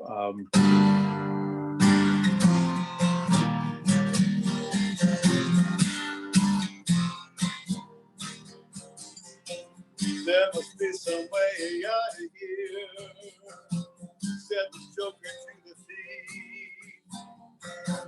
There's too much confusion, I can't get no relief. Businessman, they drink my wine, plowman dig my earth. But none of them along the line know what any of it's worth. No reason to get excited, but sleepy kindly spoke. There are many here among us who feel like life is but a joke.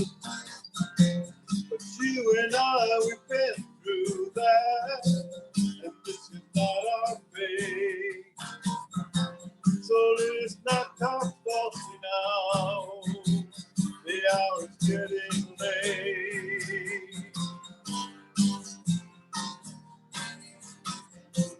All along the watchtower, the princess kept the view, while all the women came and went, barefoot servants too. Outside in a distance, a wildcat did growl. Two riders were approaching, the wind began to howl.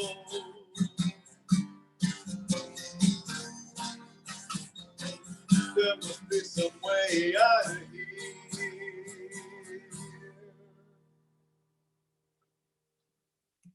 I think there still is some way out of here, but the time is getting short, and we can't wait forever. I hope is that sound coming through all right?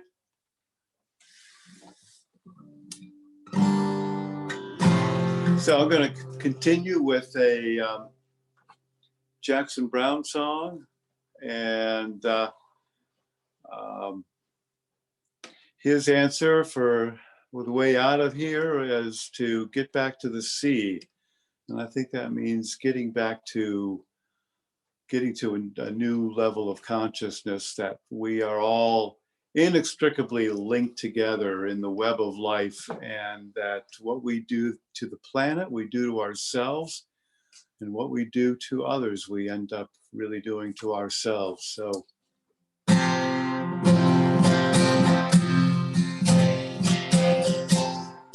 people around you, the signs are everywhere. You've left it for someone other than you, be the one to care. You're lost inside your houses, there's no time to find you now.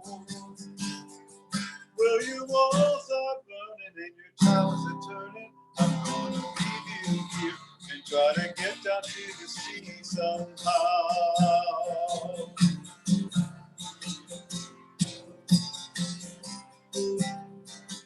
The road is filled with homeless souls, every woman, child, and man who have no idea where they will go, but they'll help you if they can.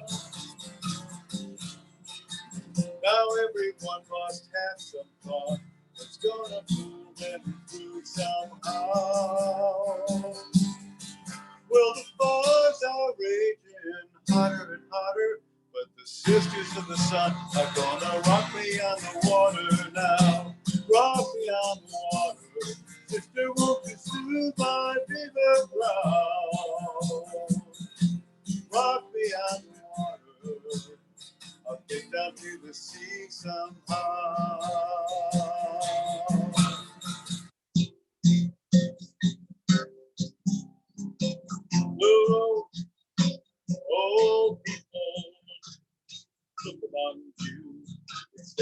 your hopeless life. The steeper the fog is light in this one place, like Jesus in the sky.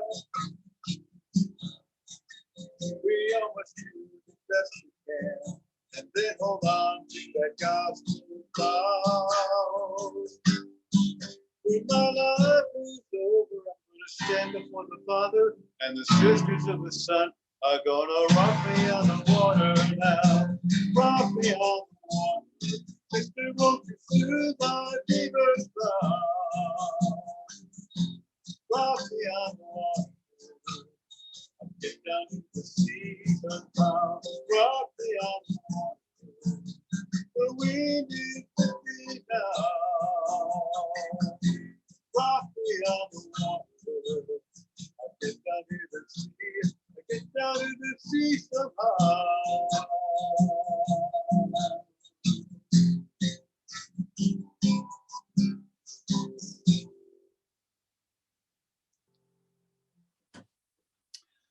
Okay, moving on. I thought I'd do a song that I wrote back in 2008. It was a challenging time then too, a time when hopes were riding high that maybe some meaningful change would come. Maybe we would address the big issues of the time with climate change and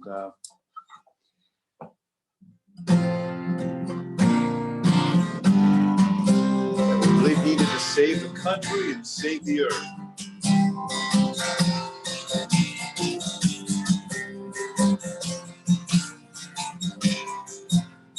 Save the country, save the earth, save this beautiful creation. What we're given at our birth doesn't belong to any corporation. Neocons and corporate greed, politicians and injustice, sowing hatred like a seed. Our supplies is what it gets us.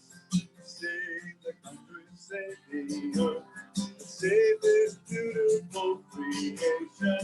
What we're given at our birth doesn't belong to any nation. Cataclysms around the earth, Mother Nature trying to shake us, crying out for all she's worth. What will it take for her to wake us? Save the country, save the earth, save this beautiful creation. What we're given at our birth, it doesn't belong to any corporation. Let's work it out without killing. Learn compassion, love each other, hope. Calling anyone who's willing to live a life that gives a little hope. Save the country, save the earth, save this beautiful creation. What we're given at our birth doesn't belong to any nation. Cycles of hurt and anger, revenge is sweeter than solution. Pass the buck and meet the stranger, have another execution. We can't be the Lone Ranger, have to learn to be a better dancer. New weapons just increase the danger. War is never gonna be the answer. We need to start right where we are. Take a care and look around us. Take a walk and not the car. Live like something good has found us. Save the country, save the earth, save this beautiful creation. What we're given at our birth doesn't belong to any corporation. Let's use the light from our star to keep us warm and dry and feed us. Find the wound and heal the scar. Rise up the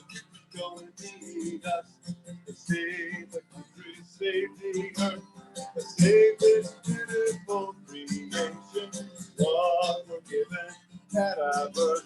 It doesn't belong to any nation, doesn't belong to any corporation, doesn't belong to just one nation.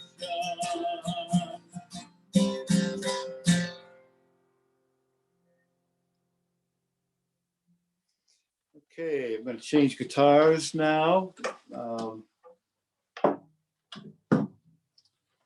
And change to a little different tone. Oh, Little- Don, thank you so much for sharing your music. I think we have to move on to the next presentation. I'm so Oh. sorry. Okay, all right, that's fine. Thank you very much. Thank you, Don. Okay, all right, Sorry about that. Thank you so much. okay, great. Thanks, Don. That was great. Okay, thank you. And now I'd like to toss it to Tanis, another wonderful member of our planning team. Hey guys, it's no difficulties, but it's such a beautiful day out, and it's nice to see people take some time to join us to celebrate Earth Day. My name is Tanis Monroy. I work with various nonprofits in the area. Amani, which is a diversity and culture group. Serve the City, which is a volunteer clearinghouse. Destination Carlisle helps small businesses and nonprofits come together. And I got involved in Earth Day planning late in the game, but I'm glad that I did because it's very rewarding doing something for not only the community, but also the environment. You know, the earth is something that we can't replace. We can replace money, we can replace jobs, even though those are tough, but you know, Earth, we only have one world, and we have to do everything we can to protect it. And we have another person here who does a lot with nonprofits, Caleb from Sunrise Movement. They're building an army of young people who are fighting and focused for a livable future, and also creating thousands of well-paying jobs in the process.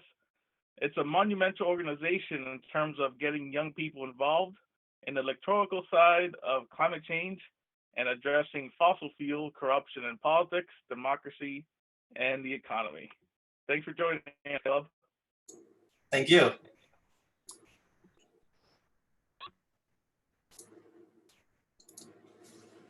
Hey, so I'm Caleb from the Sunrise Movement. I serve as the Hub Coordinator and Hub Delegate for Sunrise Lancaster. And I'm currently working on a field team to enable our hubs across the country. We have approximately 300 hubs to engage in field work and empower them to do field work not only for this year, but for next year and the years to come. But today I'm going to give a presentation on the crisis we're currently in with COVID-19, the temporary solution to it, and then the long-term solution that not only will solve, COVID-19 and the economic repercussions, but solve the climate crisis at the same time. So I'm just going to go over the crisis we're in right now, and then the solutions that our government has proposed already, and then our solution to the problem. So let's frame the movement. So we know that the US was woefully unprepared for this crisis and still is. In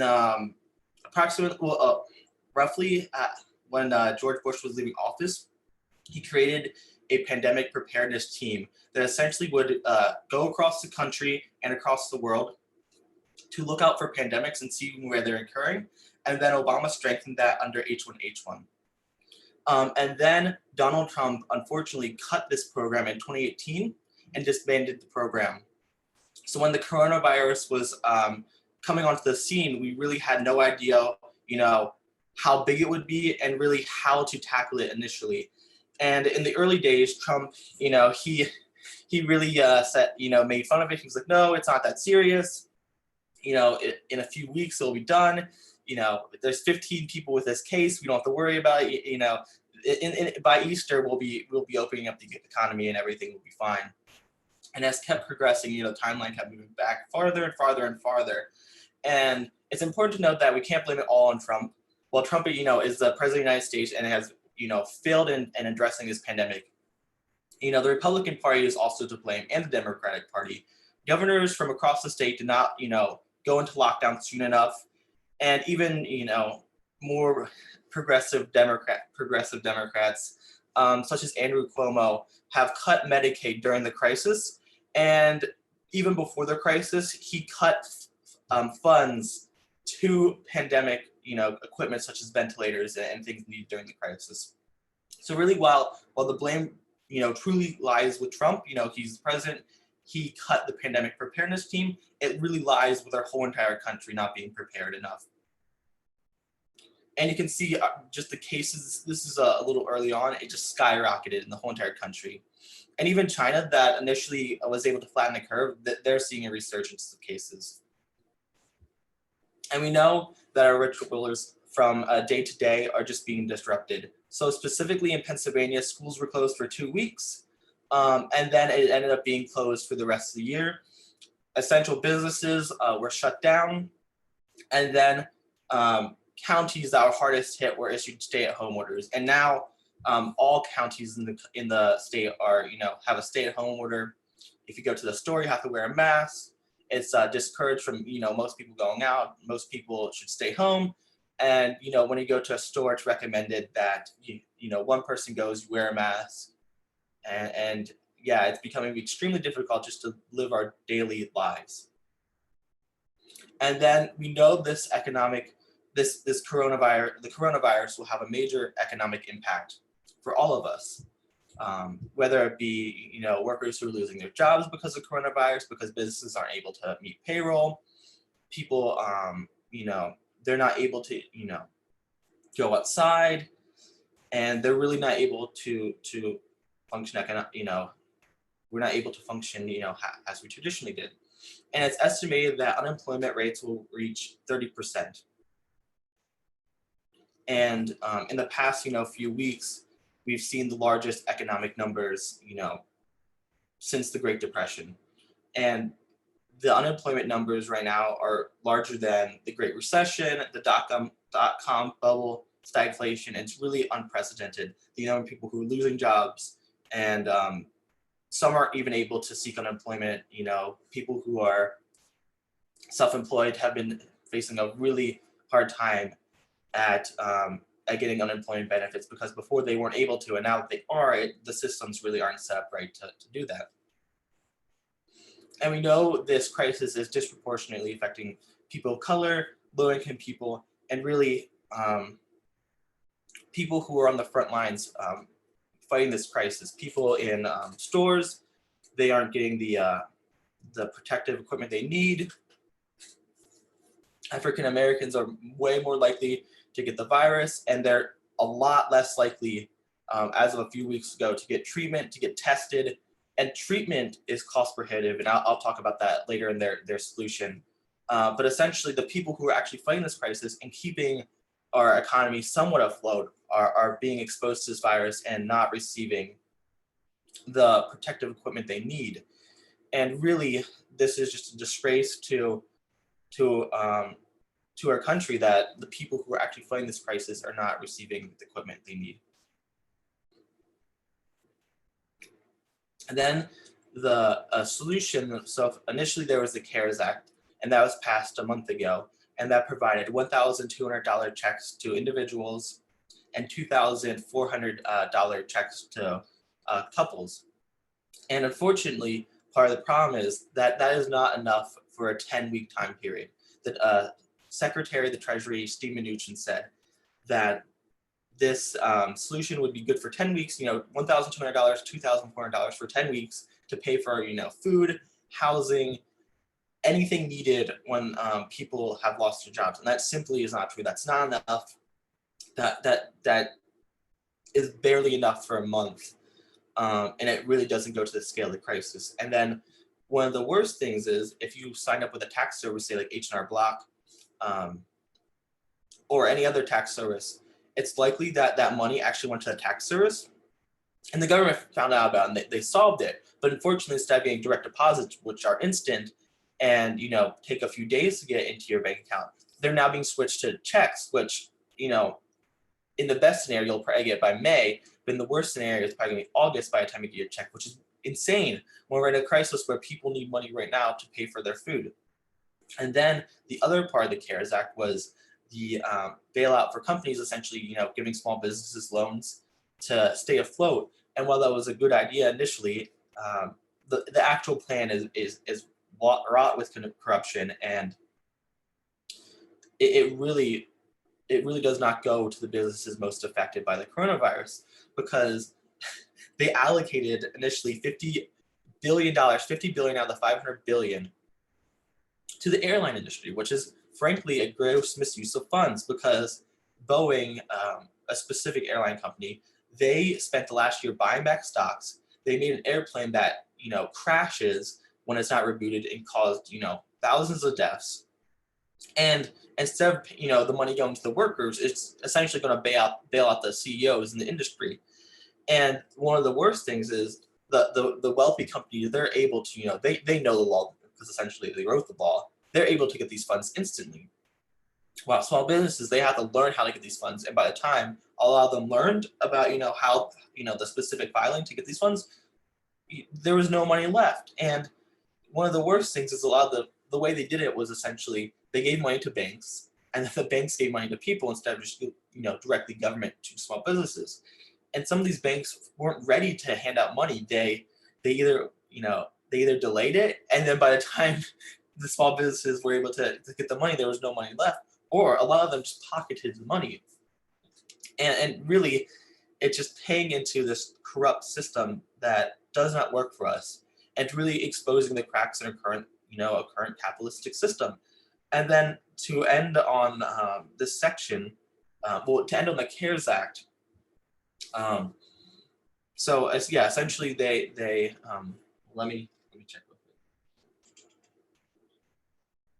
And then just to add on to the CARES Act, there was a provision provided by the Democrats, which essentially, was an oversight to where these funds were going to.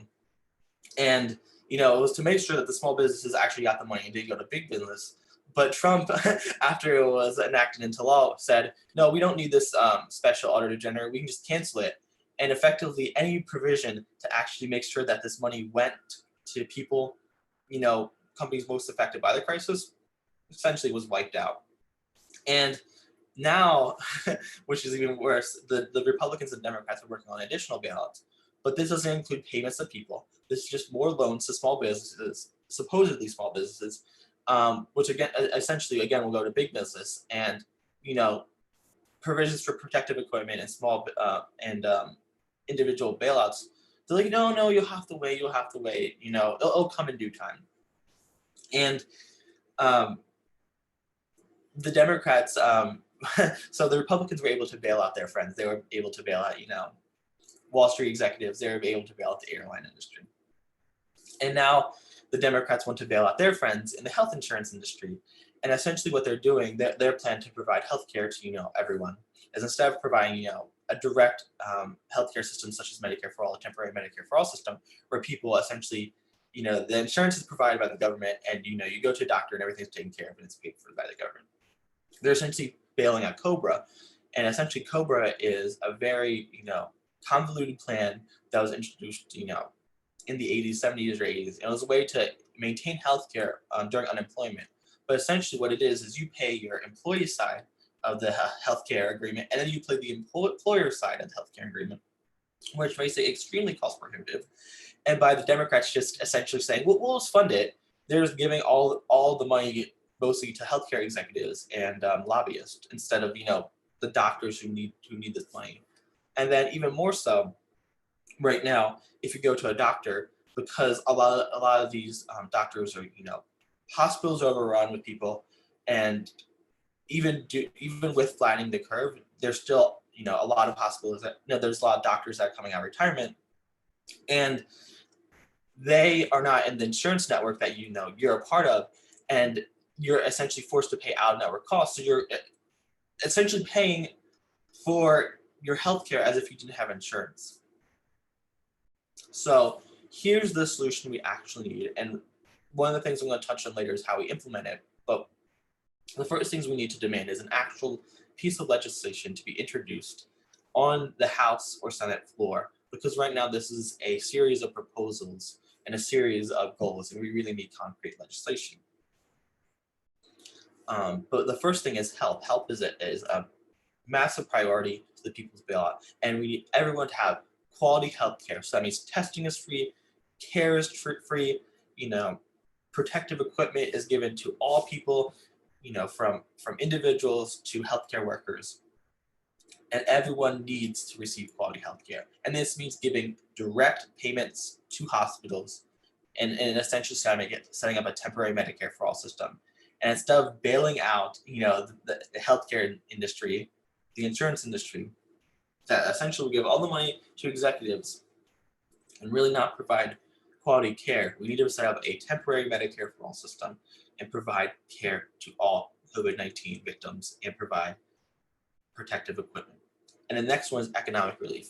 We know that $1,200 is not enough. $1,200 is definitely not enough for 10 weeks for an individual, and $2,400 is not enough for a family for 10 weeks. We need to provide a universal basic income system that will give $2,000 to everyone, no matter what your economic status is. And this will enable people to, buy groceries and really keep the economy somewhat afloat during this, horrible crisis, because people won't save $2,000, they'll pay it into the economy, and that'll keep our economy afloat instead of giving $1,200, which, essentially it just isn't enough. And then coupled with that money, we need to end, rent, we need to stop rent, we need to end, mortgages, and we need to end all these bills that people just aren't able to pay because unemployment benefits don't cover, they're not, they essentially aren't your full wages. And even with the $2,000 a month, that is not enough to cover these expenses. And there needs to be a hold on all these bills and essentially saying, look, we're going to put a pause on them. And at the end of the crisis, these bills will be added to, the end of your agreement. So say you have a 1-year credit card payment that you're paying off, 1 year, 2 months, essentially you lose 3 months, you add it to the end. So it's 1 year, 5 months. So just tackling it to the end instead of saying, after this crisis, you have to pay 3 months in 1 month, which, that's not going to happen. And then we need to bail out people and not corporations. And we need to bail out companies that are small businesses and the ones that are most affected by this crisis. So we right now are largely bailing out large corporations that they could stay afloat during this crisis. And if they were managed better, they would have billions of dollars in reserves, but due to their reckless greed, they are essentially making the American public fund their losses and never get, returns for their gains. So we need to fund companies that, that are supplying protective equipment, that are paying hazard pay, and are really doing the right thing. And by doing that, we incentivize the small businesses to actually do the right thing during this crisis. And we can really bail out the companies, the small businesses, the family-owned businesses that are most affected by this crisis, and not big business. And then the next thing is building a regenerative economy that lasts, long past this crisis. And I'll touch on that a little bit more later, because that ties in really to the Green New Deal and using the Green New Deal to, effectively solve this crisis while tackling the climate crisis. And then lastly, we saw in Wisconsin, they set up mail-in ballots, and they already had mail-in ballots, but they extended the deadline because they wanted everyone to vote. But unfortunately, the Republican Party challenged it. It went to the state Supreme Court. The state Supreme Court ruled that, that was constitutional, but unfortunately went to our United States Supreme Court, which ruled that it was unconstitutional, and they threw out thousands and thousands of votes, and they weren't counted. So we need to ensure that every state has vote-in ballots, and that everyone has access to these ballots. And we need to ensure that everyone has access to democracy, because during a crisis, if you don't have a vote by mail, and if you're shutting down polling places, you're leaving the most vulnerable people exposed to this virus. So essentially in Pennsylvania, we have vote by mail. And what they did was, as part of that vote by mail provision, they were able to shut down polling places. And with vote by mail, it kind of makes sense. But if you have a system where they're closing down polling places, so you don't have vote by mail, and low-income people and people of color they're seeing their polling sites closed down because it essentially is a way to do voter suppression. You end up with, you know, low-income people and people of color waiting hours and hours in line at the same polling place, where under the guise of protecting people from the coronavirus by shutting down these sites, they're actually exposing people more to the virus by, instead of, you know, waiting, you know, 10 minutes line to vote, you're waiting an hour or 2 hours in line. And that it gives the virus a lot more time to, you know, people to be exposed to the virus. So we need to demand the people's bailout, you know, immediately.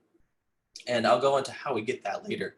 But yeah, this is the initial like plan to stop the economic bleeding because of the coronavirus and really protect people on the front lines from the coronavirus. So now let's move on to the you know, the more in-depth solution, the solution that, you know, we have to implement after the crisis is over, because unemployment is set to, like I said, is set to be 30%, and a lot of those jobs are not coming back. So we need to provide Medicare for all. If we're able to provide, you know, a Medicare for all temporary system during the crisis where, you know, if you have COVID-19, you're covered. And, you know, if you have the virus, treatment is provided and you're able to, you know, get the care you needed, it stands to reckon that every single affliction that a person has should be covered, because not only will it prevent from a future pandemic, you know, if from really getting out of hand, essentially if people are able to get treatment initially and it prevents people from spreading, I mean, it prevents it from spreading, that is a reason enough to, you know, start a Medicare for all system. But not only that, our healthcare system is, you know, the most expensive in the world. It provides some of the lowest, you know, quality outcomes in the country, in the world. You know, it's 34th in rankings of countries.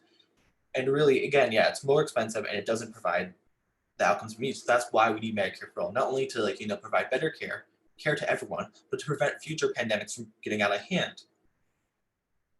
And really, again, this plan would save us money. Even more conservative estimates from the Mercatus studies say it'll save $2 trillion over the next 10 years, and even more progressive studies, you know, show it'll save, you know, up to $6 trillion, maybe even more. And then a jobs guarantee. So again, what I was saying, we are facing an economic crisis unrivaled, you know, by past ones, except for the Great Depression.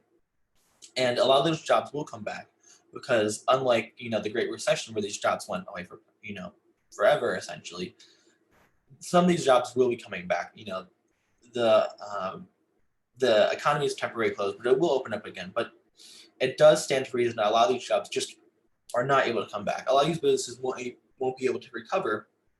And the UBI is nice, you know, for a while, but we need to provide people with jobs. And we need to do that in order to prevent a massive economic catastrophe that could last, you know, years and years, and essentially end up, you know, being another Great Recession where it takes, you know, 8 years to finally get back to normal. And we really cannot, you know, deal with that. And then these jobs that we're providing must be green jobs. Essentially, in the past few days, we saw what happened to the oil market. You know, it was already exacerbated between the Saudi and Russian war, basically economic war, where they kept producing more and more oil because, you know, either side wouldn't stand down, and oil prices kept dropping and dropping. And then, you know, when the coronavirus hit, people just aren't driving, they're not flying, and then the demand for oil just, you know, completely was obliterated. The U.S. filled up our strategic reserves, and now oil prices in the past, you know, few days, they went to zero and they went negative because, you know, there's nowhere to put this oil. And this is the perfect time to switch to renewable energy, because for the past decade or so, we've been investing so much money into this dinosaur industry and really preventing new technologies such as wind, solar from taking off. Because again, we keep putting money into an industry that's dying, and every year these investments become less and less profitable because you're putting money into an industry that essentially is on its way out, and you're keeping it on by subsidies. And we cannot bail out this industry yet again, waste, you know, billions of taxpayer dollars in an industry that's already, naturally in a natural, like, essentially Republicans like to tout that, in a free market system, we're in a free market system, we want competition, but essentially in a free market system where there would be no subsidies, this industry would be dead already. We cannot afford to bail out yet again. So what we need to do is provide compensation to the employees of these fossil fuel companies and transition them on to newer, cleaner, safer work. So instead of working in a coal mine where, you're going to get black lung, and at the end of the day, your employer is not going to pay your pension, and they're not going to pay for healthcare, and they're essentially going to say, thank you for giving your life to this country and providing, energy. And then at the end of the day, they don't care about, anything you've done, or the company goes bankrupt and they don't pay you, and you're forced to, protest and halt the last coal shipment from going out. We need to provide jobs that are safe, that are clean, and that, essentially are a very similar skill set to what these workers were working on. And really, this will be able to provide a massive economic benefit and provide millions of good paying jobs that frankly weren't seen because the renewable energy market, specifically in Pennsylvania, is providing more jobs, better jobs in Pennsylvania than the fossil fuel industry. And really, by solving, the unemployment question after the crisis, and by tackling the climate crisis, this is the perfect solution that we need. The Green New Deal essentially is the perfect solution to COVID-19 and the climate crisis. And I think the last thing to add on,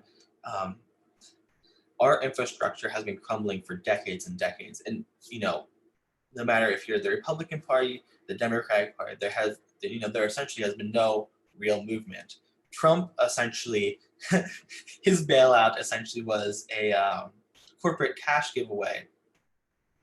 Well, his bailout plan for infrastructure was essentially a corporate giveaway that never was passed, thankfully. But we need to rebuild our current infrastructure to not only fix it, but to tackle the climate crisis.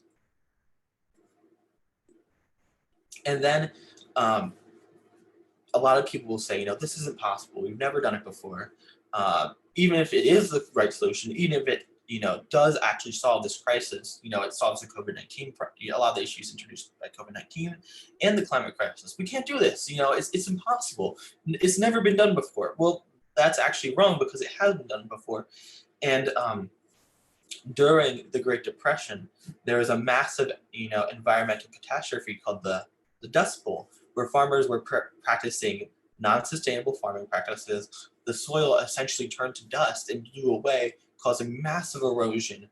And this was one of the greatest climate catastrophes in the past, before the current one, caused by greenhouse gases. This was one of the worst, environmental catastrophes.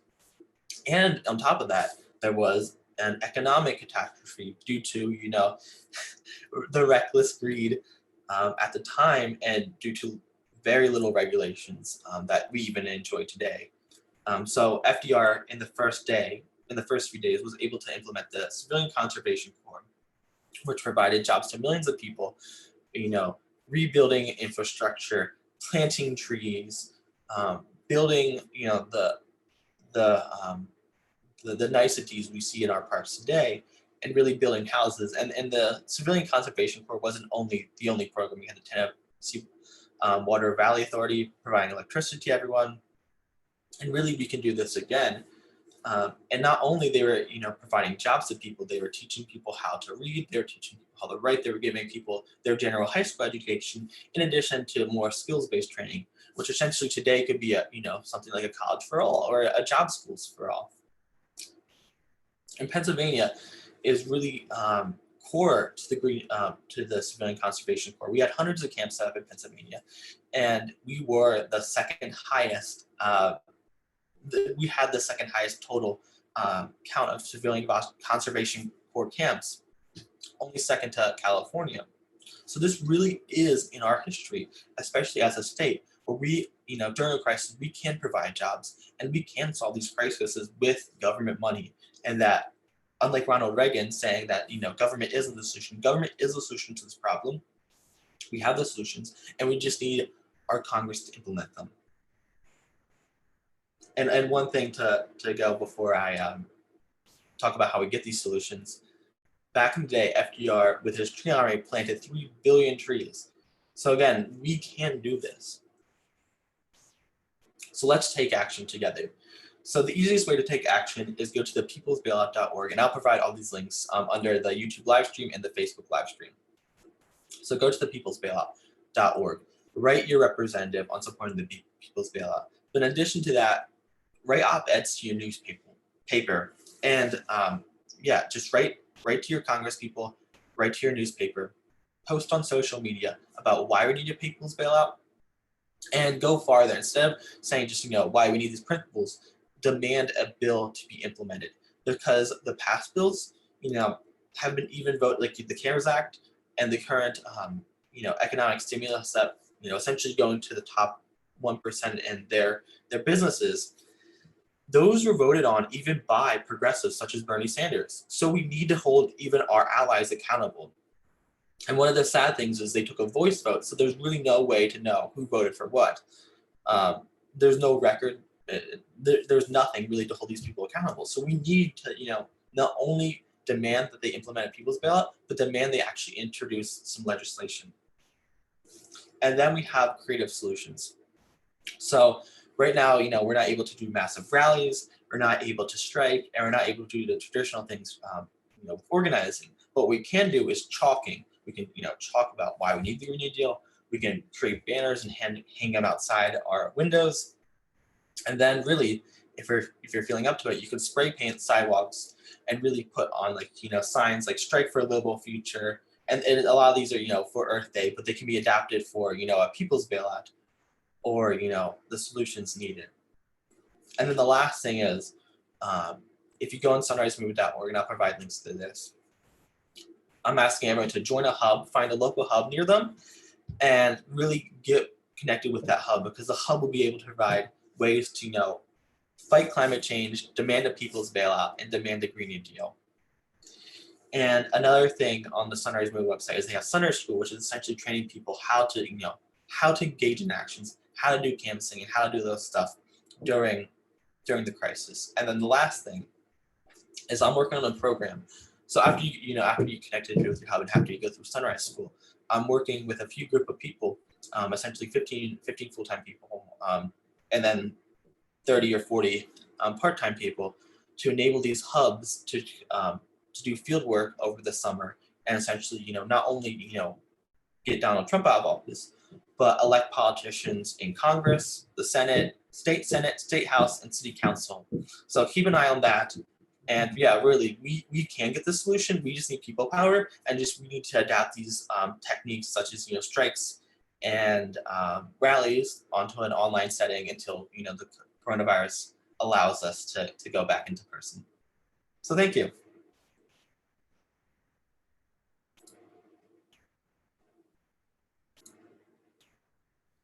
Thank you so much, Caleb. That was so informative. I know we had some folks asking for the slides and some of the resources that you showed in your presentation. Maybe you could share it on the Facebook event. Yep, I can do that. Awesome, sweet. I would like to pass it over to my friend Zoe right now. She is a Dickinson student and going to share with us some foraging recipes, things you can do in your own backyard. Take it away, Zoe.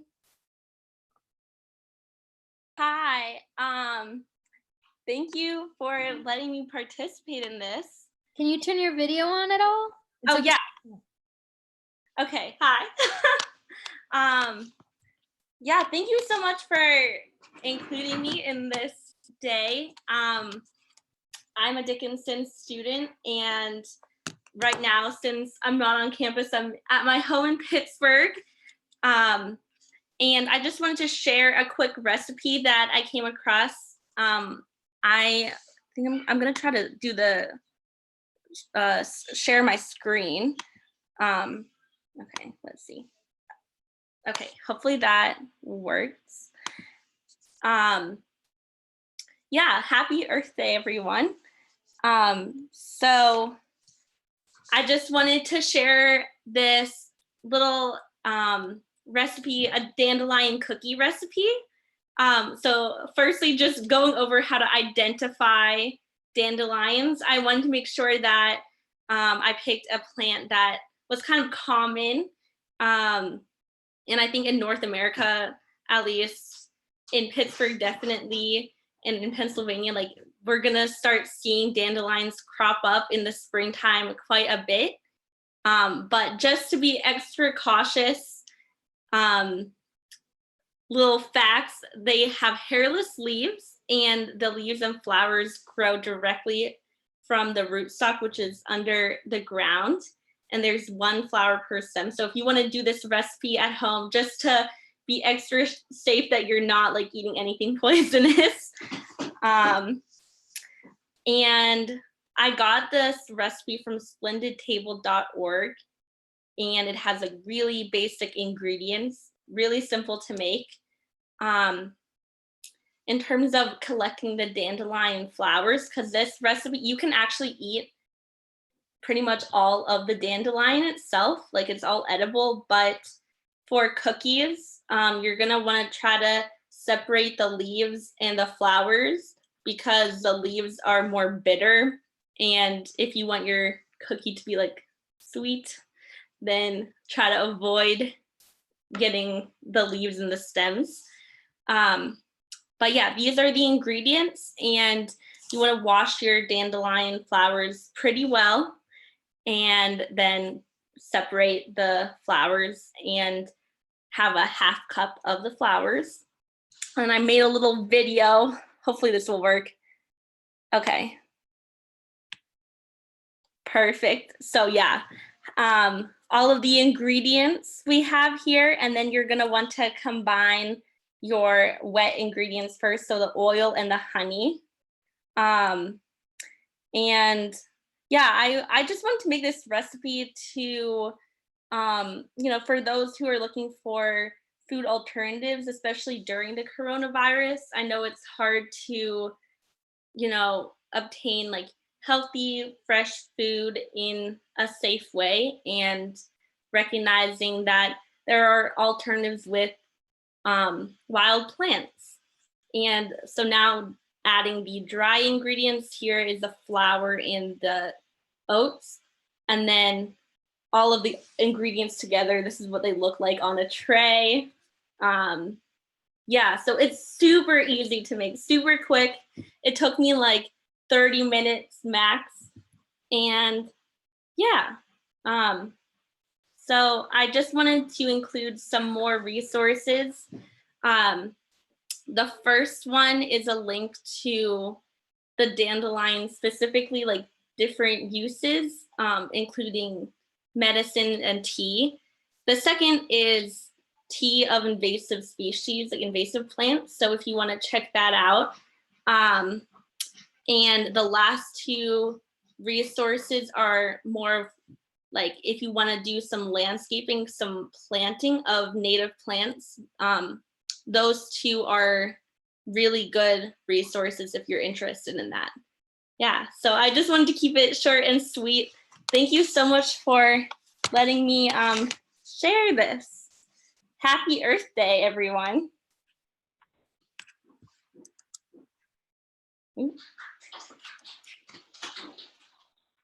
Hey, thank you, Zell. That was really interesting. There's actually a winery in Bucks County that makes dandelion wine. I've never had it, but I hear it's good. Yeah, I saw some recipes for that. I Oh, didn't. did you? Yeah. Have you ever made it? I have never made it, but I'm definitely interested in trying more dandelion recipes after the cookies. I wanted to start out like more of baking because I'm not as familiar with wine making or anything like that, but there's there's also a recipe for a pesto sauce using the stems of the dandelion. So if you want to do the cookie with the flour and then the pesto with the stems, that could be an interesting mix. Yeah, well, thank you. Thank you for joining us. And our next guest is also a very talented cook. She's also a community leader, an author, and I'm proud to call her a friend. She has a presentation for us. Her name is Pat LaMarche. Take it over, Pat. Hey, Tanis, I don't know how to do this. Do I click on my thing? I'm good? Yeah. Are you sharing anything? If you want to share No, something, you can just get me. on. Sorry. Do I click on my picture to make me big, or I'm all set? Okay. Yeah, you're good. Okay, Tanis, you've got a lot of books behind you. Are you reading all those books? Yes, I am. I need to That's a get lot your book now. Anyway, I'm really thrilled to be a part of this. I've been listening all day long. It's been really stupendous. I want to thank everyone who put it together and got me involved. And I think a woman who works on environmental issues named Flora was a great way to start. That is just, I used to know a guy named named Forrest, and his girlfriend's name was Fern. And now I have Flora to add to that collection. But I think there's so much information that was really important to us here. I guess I'll back up a little bit before I mention all of the great stuff, like the Carwood Farms and the bees and everything was just so impressive. But I have been around for every Earth Day, and I'm really excited to be a part of this Earth Day presentation. My first Earth Day was 1970, and I was just a kid. I was 9 years old. And my mom was an extremely political person. She had a very political manner about her, and she was always involved in politics. A lot of that my dad didn't know anything about, which was kind of funny because we'd help her work on projects, and then my dad would pull it in the dooryard and we'd put everything away and she'd get dinner out. But when I talked to my mom about Earth Day, the first Earth Day, I remember very well that she was moved neither way by it. Even though when I was a kid, there was no Clean Air Act, there was no Clean Water Act. Remarkably, it was Richard Nixon that signed all that into law, and that is just an amazing thing now when you look back, because it was such liberal, AKA reasonable legislature, especially considering what was going on at the time. In Maine, I did not live in Maine at the time, but in Maine, rivers were catching fire. The Androscoggin River, New Jersey rivers caught fire. The Androscoggin River in Maine, the chemicals, there were so many chemicals from factories there that the chemicals would meet on the surface of the water and spontaneously combust. Where I lived was Rhode Island, and the Blackstone River had refrigerators floating in it. It had garbage in it. I mean, literally, it's hard to imagine how much cleanup was necessary, you know, until you go down the side of the road on the highway. And if you get out of your car and you walk down the highway, you can see plenty of trash. Well, that's the way people treated rivers as well, and the rivers were just filthy. So I thought Earth Day was really important when I was a kid. And that Earth Day movement, that 1970 Earth Day movement, it yielded a lot.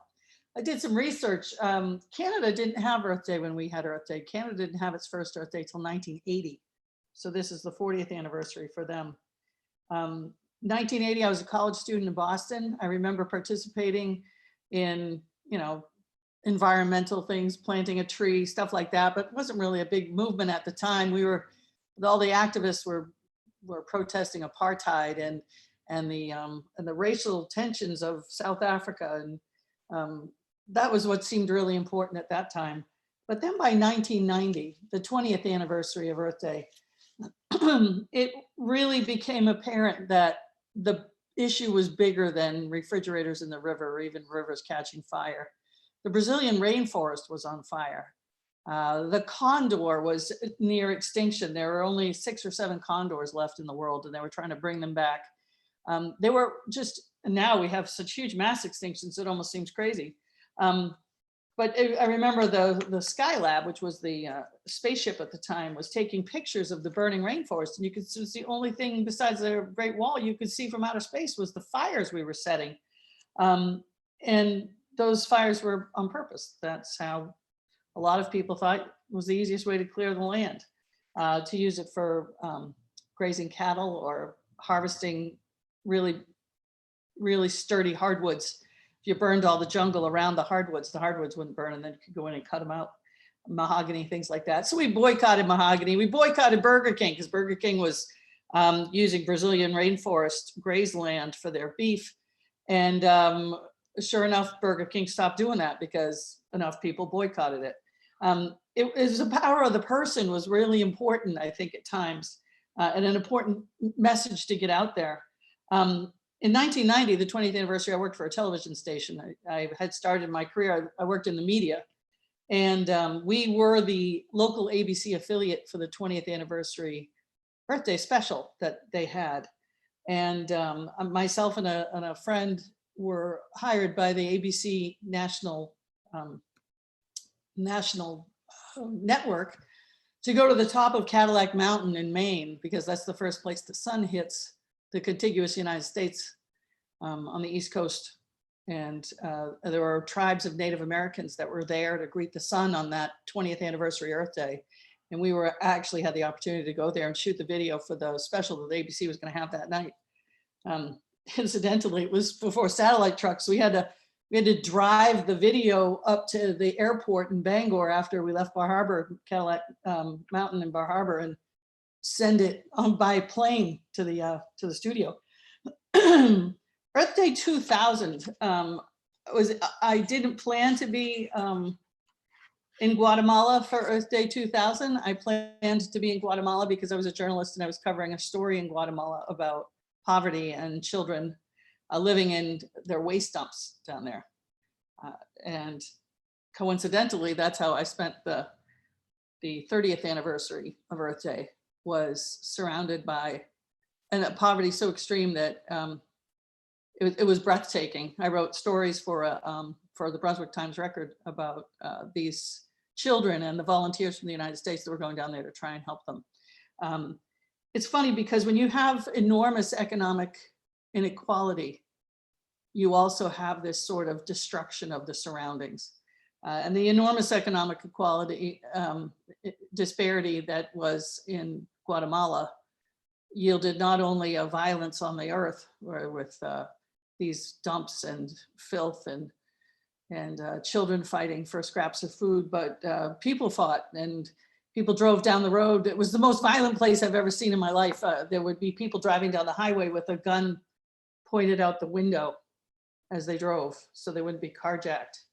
They just drive down the highway that way.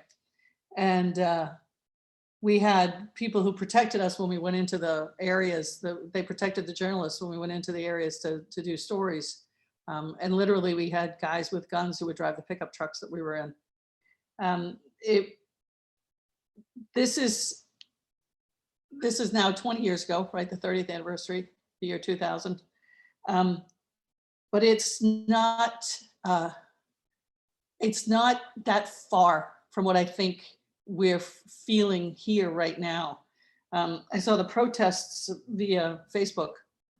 I did not go because I'm social distancing and locked in my house, but I saw the protests in Harrisburg this week and all the people with their guns. And I made a joke that I would like somebody to make me a t-shirt that says, oh, that crazy guy, he brought a gun to a virus fight. You know, the guns aren't going to help you against the virus. It's this notion that you might want to have to, fight over food like they did in Guatemala. It makes me very concerned. I'm also really hopeful because I see so many really wonderful things happening, so many things like this, so many new way to find a way to communicate. But I think we should be aware that flexing one's muscle is not necessarily a good way to handle a big crisis. If you have the muscles up here, then that's good. And you know, I've made my own ammunition, filled my own. My brother who's got tons of guns, and he's taught us all how to shoot. And I'm not anti-gun. I'm just anti bringing it out to a reason, bringing it out to show it off at a very important discussion about. I mean, right now, more than 50,000 of our fellow human beings have died in the United States, and tens of thousands more around the world. This is a time of mourning if there's an emotion to bring out, not anger, not cruelty, not jealousy. I mean, people are going to really face some hard times, and those are going to be good compared to the way people are dying right now. And it's a terrible thing. And I think we need to really try as hard as we can to focus on that. And, you know, if you're on my Facebook page, you know, I like to give it as good as I get it. Feel free to friend me, but don't do it if you have a problem with the F-bomb. There's absolutely no reason I'm going to hold back if you're going to be verbally sparring with me. I'm not mad. I'm just honest. But the idea that if I got to a place on the street and you needed something, that I wouldn't do my best to get it for you. That is the way we're supposed to be. And not just as Americans, but as people on the planet. Because this nationalism business is crazy when it comes to a global pandemic, maybe when it comes to everything. You know, Caleb spoke, was Caleb, right? A minute ago about FDR and the billions of trees that were planted. And so I don't remember where I was for the 40th Earth Day, but somewhere between the 30th and the 40th, I ran for vice president of the United States. And that's a crazy sentence, right? So I did not run as a Democrat or a Republican. You might remember who they were. The Republican was Dick Cheney. So I lost by 53 million votes to a man who shot his friend in the face. And then the Democrat was John Edwards, and I lost by 51 million votes to a man who got his photographer pregnant while his wife was dying of cancer. So it might have taken a while, but I am here to tell you that I was your better choice. Just saying. But one of the things I did when I was campaigning in 2004 for vice president was I went to Carbondale, Illinois, which Illinois is a great big state. Like you think it's Chicago, but it goes all the way down to St. Louis, for crying out loud, right? It's a really big state. And in Carbondale is one of the most remarkable things I've ever seen in my life. And it was FDR's man-made forest. And I mean, you go to the Land's End campground in Pennsylvania, you go to all these places that the Civilian Conservation Corps built, and you can say, wow, these people, they built these cabins, they built all this infrastructure, they made these roads, they made this beautiful terrain accessible. But when you realize that there was a giant deforested piece of land, and Franklin Delano Roosevelt said, go put the forest back. It's the most amazing thing you've ever seen. And this forest is full of brooks and rivers. And if you get a chance, you need to get out there at some point in your bucket list, when you're allowed to leave your home, get out there and go see that forest. Because the fact that we, the people of the United States, and it wasn't popular to vote for a Democrat then, and I'm not a Democrat now, but I'm a Green. But he was elected in states where there weren't Democrats elected very often, because back in the day, the Republican Party was the party of Lincoln. And who can knock the party of Lincoln, right? And back in the day, the Republican Party was the party of Eisenhower, another great human being. So these people had to take a big leap and say, look, things aren't working out well. The Hoovers of the world are not helping us. We're living in Hooverville. We're starving to death. Just what's happening now, where farmers are throwing their produce away. If you read The Grapes of Wrath, you read where the Jodes are watching them burn the oranges because, and people are starving and they're burning the oranges. The same stuff happening. And we as people have to learn from the past. The good news is we've had pandemics before too. So while we have to really care about this tragedy that's befallen us and what's really happened to the people around us and the ones that we love, we have to know that we're going to make it through okay too. We have to get as many of us to make it through as possible. I'll just share a personal story, which I guess this whole thing's personal. I mean, running for vice president aside. My daughter had COVID-19 and she got it because she's a nurse. And she would come home every day from work. She works in a COVID floor in a COVID hospital. The whole hospital now is basically COVID patients. And she was very careful, but she would come home and eventually her husband caught the COVID-19 as well. Becky got better really quick. She was knocked down by it and got better real fast. Tim, my son-in-law, who's one of the greatest people I've ever met, he had a fever for 13 or 14 days. he would get up and make a salad and he'd have to sleep for 4 hours. When he finally got off the couch, because they weren't allowed to be in the same room, and there were no tests and there was no protective gear. I mean, she was living the exact nightmare you would not imagine could possibly happen in the wealthiest country on the planet. So much wealth. Well, all those bullets, all those AR-15s, all of those destroyers, all of those aircraft carriers, but we don't have a mask for my daughter to go to work and be protected and then go home and keep her own husband safe. Anyway, they've both recovered. Becky goes back to work every day at that same, she's still in a COVID-drenched hospital. She's helping people, she's taking care of them. She's the only person with them. Stay home. You do not want to get sick and have the only person who hopefully has time to hold your hand for a few minutes be a nurse you don't know. Even though Becky's happy to do it, that's not the role of our lives. We need to be taking better care of ourselves. Before I came on, I was obviously watching this, and I was flipping back and forth between Twitter. Some people who use Twitter use it responsibly. And I was flipping back and forth between Twitter, and they were showing Madison, Wisconsin. Very important town to me because I was nominated to be vice presidential candidate in Madison, Wisconsin at the University of Wisconsin, right? And so they're showing their protests there in Madison, Wisconsin right now. And at the same time I was watching that, I was listening to this show. And I was listening to Michael, I think it was, who was phenomenal. I want to start that guy's fan club. I am all ready for it, you know, he's phenomenal. Michael was talking and I was watching these protesters in Wisconsin and I was realizing, you know why we're not moving on climate change? Climate change is such a big problem. And I mean, it's 12 degrees in winter. How can it be warming, right? It's such a big problem for people to get their minds around. 30% of the United States, 27% of the United States, whatever the statistic is, doesn't think COVID-19 is real.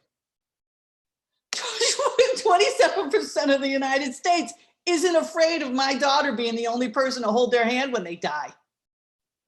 27% of the United States can't get their hands around the fact that if you go outside and some guy sneezes on you, you could lose a leg. You could have a blood clot. You could have a stroke. You could die.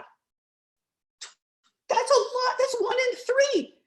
You know, if you were outside right now, that would be one person on your right side, one person on your left side. One of you does not believe in science or the ability for this stuff to kill you. So how in the world can they get climate science? I mean, if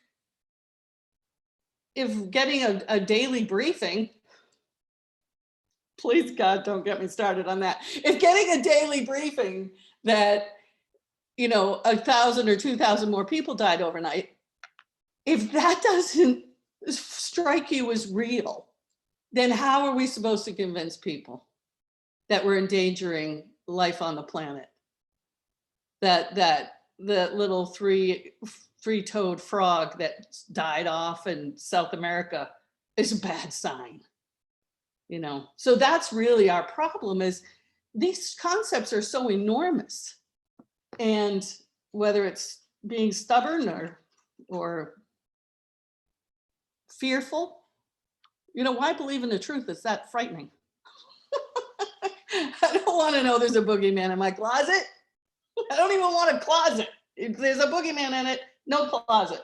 So if the science is going to tell me I'm going to die, then I may as well get rid of science, because that's just not, that's not able to handle it. So anyway, I had an unbelievable experience running for vice president of the United States. And one of the things I did, I was so excited to hear all that talk about the Green New Deal, because, you know, we've been talking about a Green New Deal for a really long time. And I think, okay, I laughed really hard in a sinister way, really kind of nasty even, when they were paying people to take oil this week. made my day. We have so much oil and we've been making everybody's life hell and we've been subsidizing these guys. And now there's so much oil that they're losing money by having it. They need to cap their wells. I tell you what, it was just wonderful. But it does pose an opportunity. It poses a problem and it poses an opportunity. The problem is we've got these people who literally will eat their seed corn because they can't see past tomorrow, saying we have to subsidize the oil companies because they're in trouble now, which is the exact opposite of what we should do. And we have this immense opportunity to say, okay, we need to invest. You know what, oil company, you're not making any money. You know what you'd be making money on right now? You'd be making money on wind. You'd be making money on solar. You'd be making money on all kinds of things. You're not making money on oil anymore. And getting us to prop you up, you know, there have been so many things that have been said in the last couple of weeks that have been horrifying, but they aren't new. And we aren't gonna really get our hands around this until we realize that the horrifying things that we are hearing are absolutely business as usual. This is make America great again. If we send everybody back to school, only 2% of the kids will die. What was that, Dr. Oz? Wouldn't let that guy brush my teeth. So Dr. Oz says it's only going to kill about 2% of the kids if we go to send our kids back to school. Well, those were better odds than we gave the kids in the coal mines. This ain't new. Those are better odds than we gave the kids on the Indian reservations. This ain't new than we gave them when they were in the factories, when they were making rugs, when they're making rugs now, when they're sewing your shirt for Macy's. This is not new. I remember when I was campaigning one time and I saw a little kid wearing a Gap t-shirt. and you know, this might be part of why I didn't win. But so this mother was incredibly obnoxious about the environmentalist and the Green Party lady and all that crap. So I saw this kid who was not going to understand the joke, so I wasn't going to hurt the kid's feelings. A little kid. I said, oh, you know, I like your shirt. You're about the same age as the kid who made it. The mother didn't like me, but she didn't like me to start with. I'm not out there to make friends. Okay, so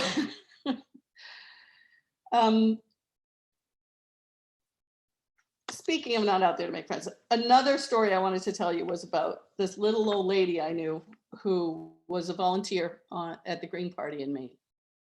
And sometimes the message is not popular, but it doesn't make it less true.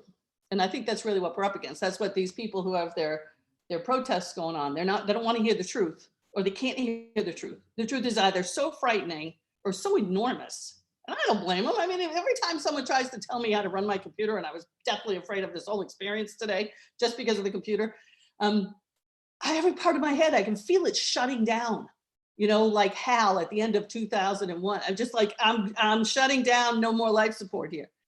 But we have to understand these things if we're going to fix them. I was in the office, and it was a long time ago. It was maybe, I ran for governor before I ran for vice president. I ran for governor of Maine, so it was even before the vice presidential race. And there was this old lady, and she was lobbying the Augusta State House representatives and senators because she was trying to get the placemat when you sit down at a restaurant in Maine and you order your lobster. She was trying to get the placemat to say, please don't eat the tamale. Dioxin levels in the lobster tamale are above recommended. By the way, there is no recommended level of dioxin, but it's a dangerous amount of dioxin. It's detectable is bad enough. Dioxin in the tamale, because that's the part of the lobster that basically works the way our liver does. It just cleans the lobster out so we can keep being lobsterish. And so I'm in the Green Party office with this woman in Augusta, and this young man, young, healthy, vibrant, with a suit and a tie, he comes flying through the front door of the office and he says, I gotta talk to you about these. I'm from the lobster lobby. Now, I don't think lobsters have a lobby. Maybe Sebastian, that little horseshoe crab, but no, the lobsters didn't have a lobby, but the lobster fishermen did, and the lobster council. And they did not want these placemats to say that the tamale was bad for you and you shouldn't eat it. It didn't say the lobster is bad for you, don't eat it. It just said the tamale, you don't eat it because it's, you know, and it's nasty anyway, so don't eat it. But anyway, so he was furious and he said, how can you do this? You know what this is going to do to business? This is going to discourage people from ordering a lobster. And he was just rude and mean to this old lady. And she was tiny. And she stood up from her desk and she looked at him and she said, I am really old. Whose life do you think I'm trying to save? And, you know, that's the bottom line with this Green New Deal. Now, a lot of the people that I've seen today are young, so you're trying to save your own too. But, you know, the rest of us, we're getting on in years. Ken knows what I'm talking about. We're getting up there. We're still telling you the same story because the story is the truth.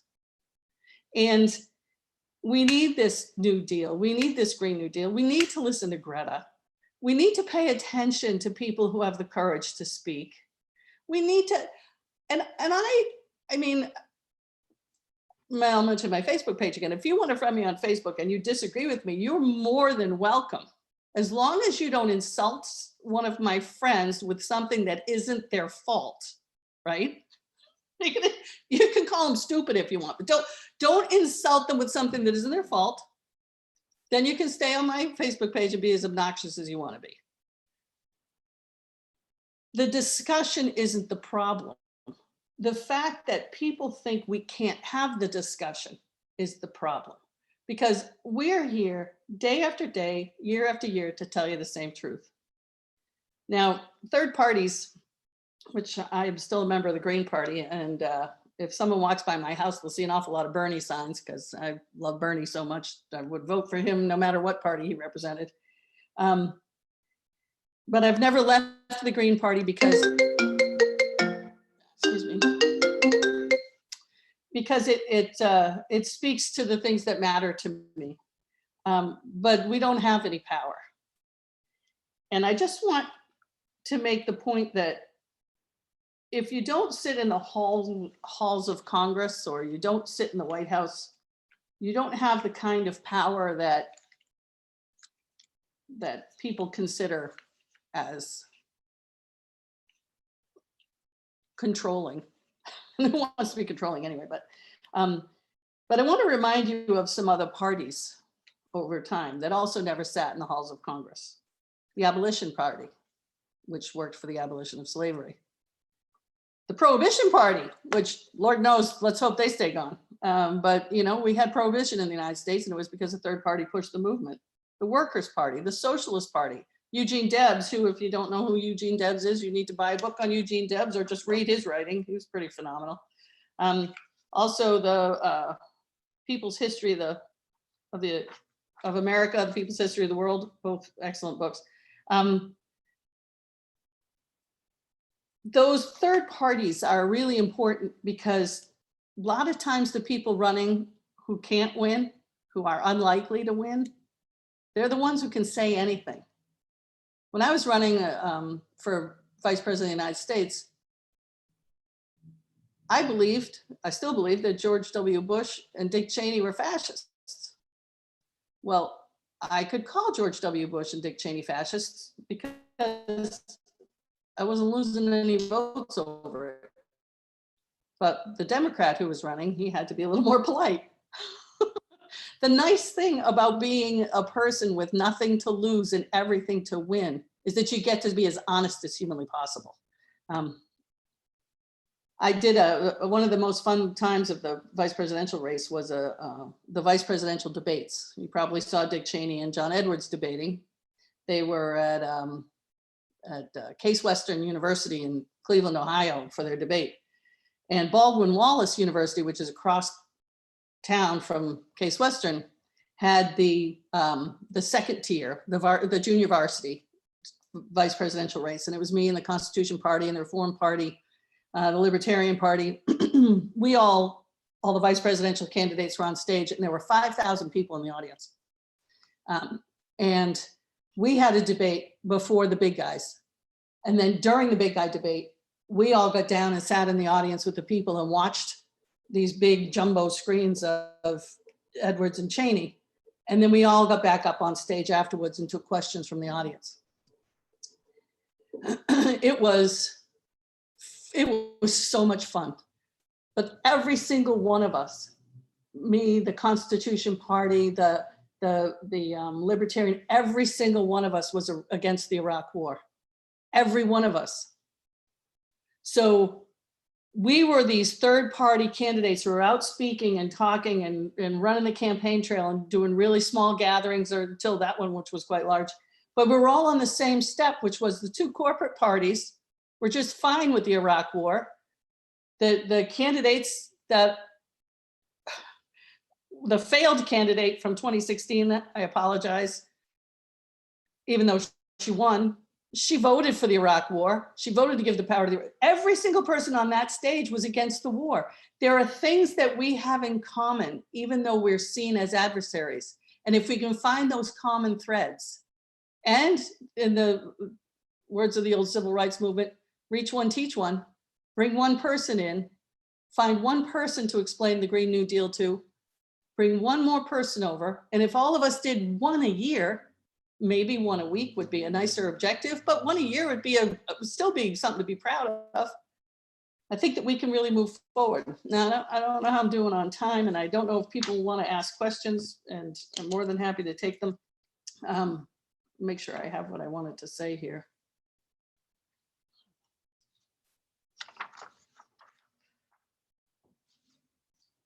I love the dandelion cookie idea. I'm gonna try that myself. If you find me out on your lawn, don't worry, I won't come near your house. I'm just stealing your dandelions. But yeah, I think that's most of the points I wanted to make. Oh, there was one other thing I wanted to mention real quickly. I forgot. I knew there was the fourth thing. Me, the vice presidential. I was in Paradise, California. And this was what I wanted to mention about global climate change. I've worked with the homeless in the area for a long time. I was vice president of the Safe Harbor homeless shelter. And I also was the operations manager at Carlisle Cares. And the reason I came to Carlisle in the first place was when I ran for vice president in 2004, I lived in homeless shelters all over the country. That was the only national press hit we got was, if you're sleeping in a homeless shelter tonight, look to your left, you might be next to a vice presidential candidate. The next year after I ran, I wrote a book, Left Out in America, and I wrote the stories of the people I met. Book, you can pick it up anywhere in the book because it's just the stories of people I met, like a series of stories.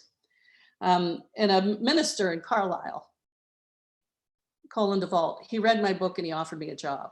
He said, come to Carlisle, never been here in my life. I've been to Gettysburg a couple of times, but he said, come to Carlisle, help us with the homeless. So I moved to Carlisle.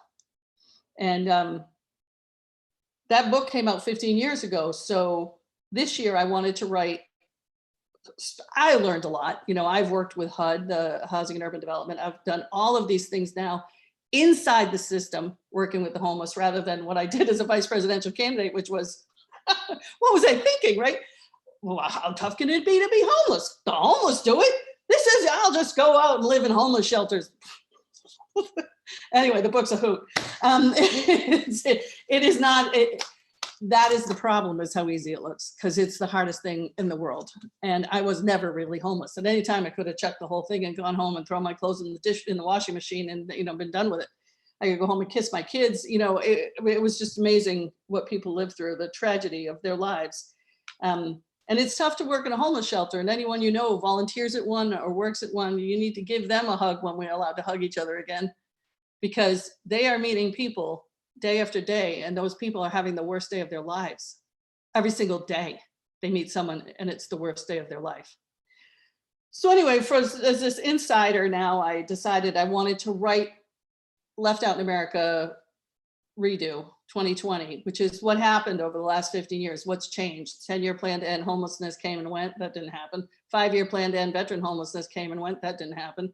The McKinney-Vento Homeless Education Act did happen. That was magnificent. Before, you could deny a child the right to go to school just because they were homeless. You can't do that anymore. All barriers must be removed from a child's education. And I wanted to end this new book with massive human habitat loss. So in 2005, when I was a journalist, I was sent to Katrina. So I had my stories from Katrina that I wrote for the Brunswick Times Record. And then I went out to Paradise. And you may remember in Katrina, there were 1 million people displaced. It was actually Alabama, Mississippi, Louisiana. The whole Gulf Coast was wiped out. And millions of people, 1 million plus people displaced. 1,800 people died. So I took the Katrina stories and information, and then I went out to Paradise, where the campfire was, and it's named after the camp road. So the fire happened. And what happened was PG&E, the electric company out there, had a transformer that was throwing sparks. And the farmer who had the transformer on their land kept calling PG&E, hey, your transformer's throwing sparks. It was only 100 years old, the transformer. No need to worry. They were just taking a lot of money and paying dividends to stockholders and not repairing their equipment. So there was terrible drought conditions because we have this thing called climate change. And when the campfire started, when the transformer finally threw enough sparks so that they caught and kept burning, the fire spread a football field a second. It went 17 miles in 90 minutes. 27,000 homes and buildings were destroyed. Unbelievable. Tens of thousands of people made homeless in 90 minutes, and 85 people were killed. PG&E has since pled guilty to murder, well, manslaughter. They didn't plead guilty to murder. I call it that. They pled guilty to manslaughter. This is not the first time. They are in violation of their probation for murdering people at the San Bruno fires, which were a couple of years ago. So we have this massive human habitat loss. Now think about it, if your neighbor's house burned down, that's a very large cause of homelessness, is fire. If your neighbor's house burned down, they'd have you, you're their neighbor. They'd have the school teacher, they'd have work, they could go to work. When the campfire wiped out the entire community of Paradise and part of Magalia and part of Sterling,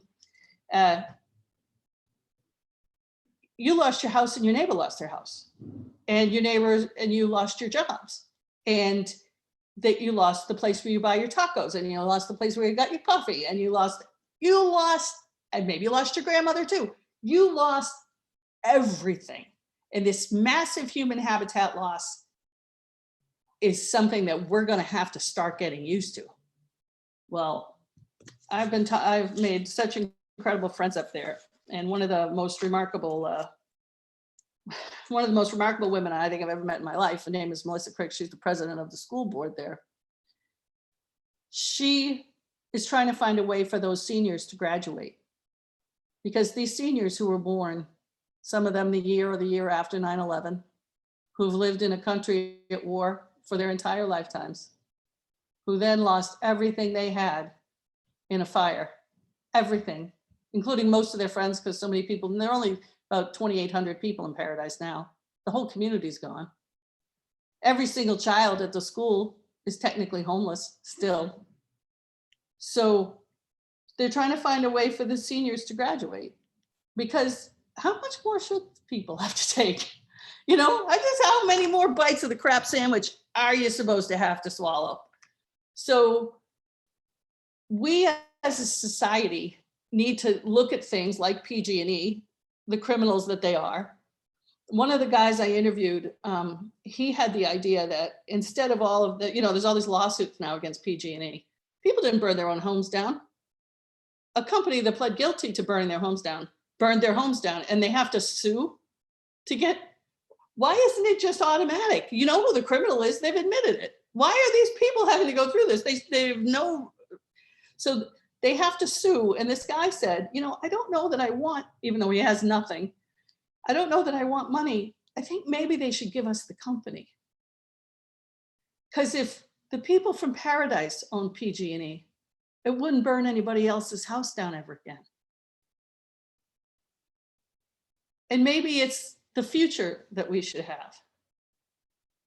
But that's the point of a public utility anyway, when the utilities were owned in common as they used to be.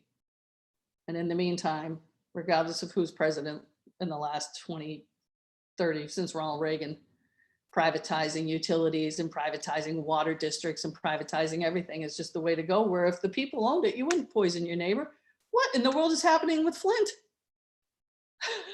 You know, we are, one of the young men who spoke earlier said the government needs to be the answer. That is because we are the government. We're supposed to take care of each other. That's our job in the world. You know, love the unlovable. If you're giving yourself credit for loving the lovable, think about it again, because that's really not that tough. Love the unlovable and care about each other. That's the whole message, period, done, over. And whatever. Anyway, I think I've talked too long now. I'm up. Am I at my time?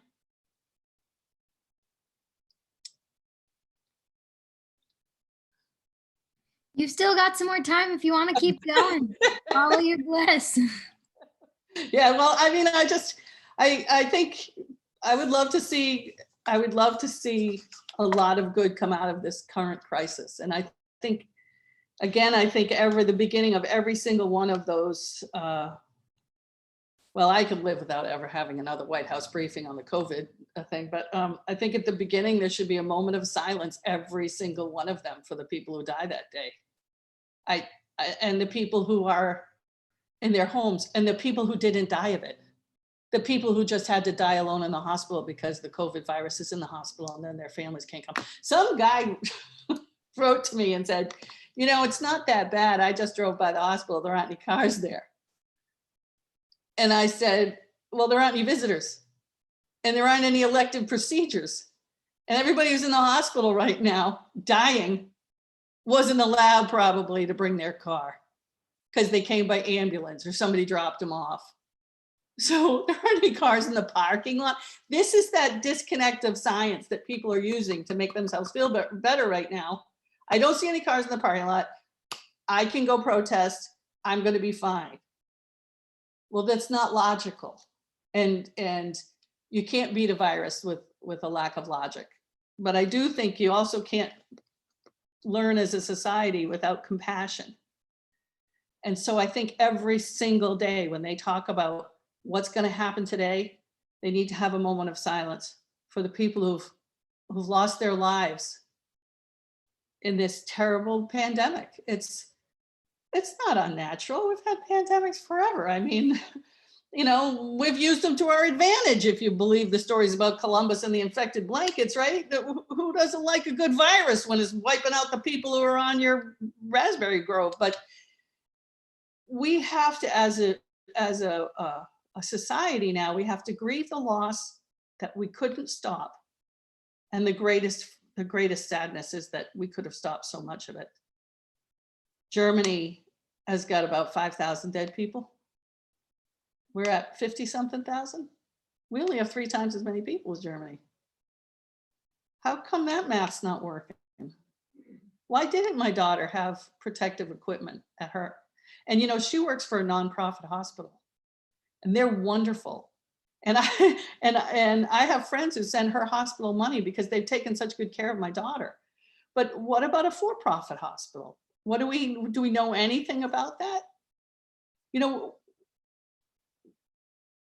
we have to get a handle on what's going on and we have to listen to the scientists. And I wish that Fauci and the other guys would just quit, because every single news network would pick them up in a heartbeat and no one would even watch the White House anymore. They just watch Fauci on Network of the Day because he's the genius, right? Quit your job. You're 80 years old, for God's sakes. Put your feet up. You know, let us all bake you cookies. We'll mail them. We will bake you dandelion cookies, and we will mail them to you, and you can relax and you can just tell the truth to the American people without that front disc brake that's constantly stopping you every time you tell the truth. And I think that, yeah, we need to be a loving, caring people, because we are. We really are. I mean, half of those people that are on the State House steps in Harrisburg, I'm absolutely certain that if you knew one of them and they were your neighbor and you said, oh my God, I can't get out of work and my grandson's going to get off of the bus, they'd go get your grandson for you and take very good care of him. Why are we forgetting that those are the people we are?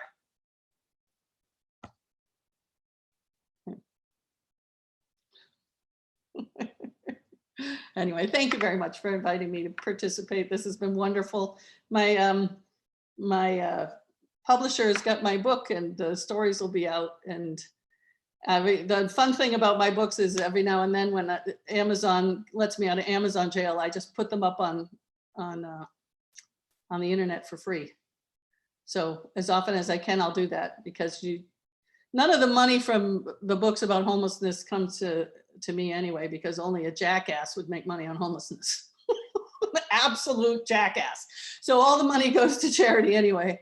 But the new book will be out, and the stories of the people from Paradise are just so noble, and all the stories. I also interviewed a young man from San Juan from Hurricane Maria, and I mean, you know, don't read the book unless you own Kleenex, and Lord knows you won't have Kleenex until this thing's over, because people are using that instead of toilet paper. But you know, the stories are important, and the people are so valuable, and I appreciated their time. So anyway, thank you for having me.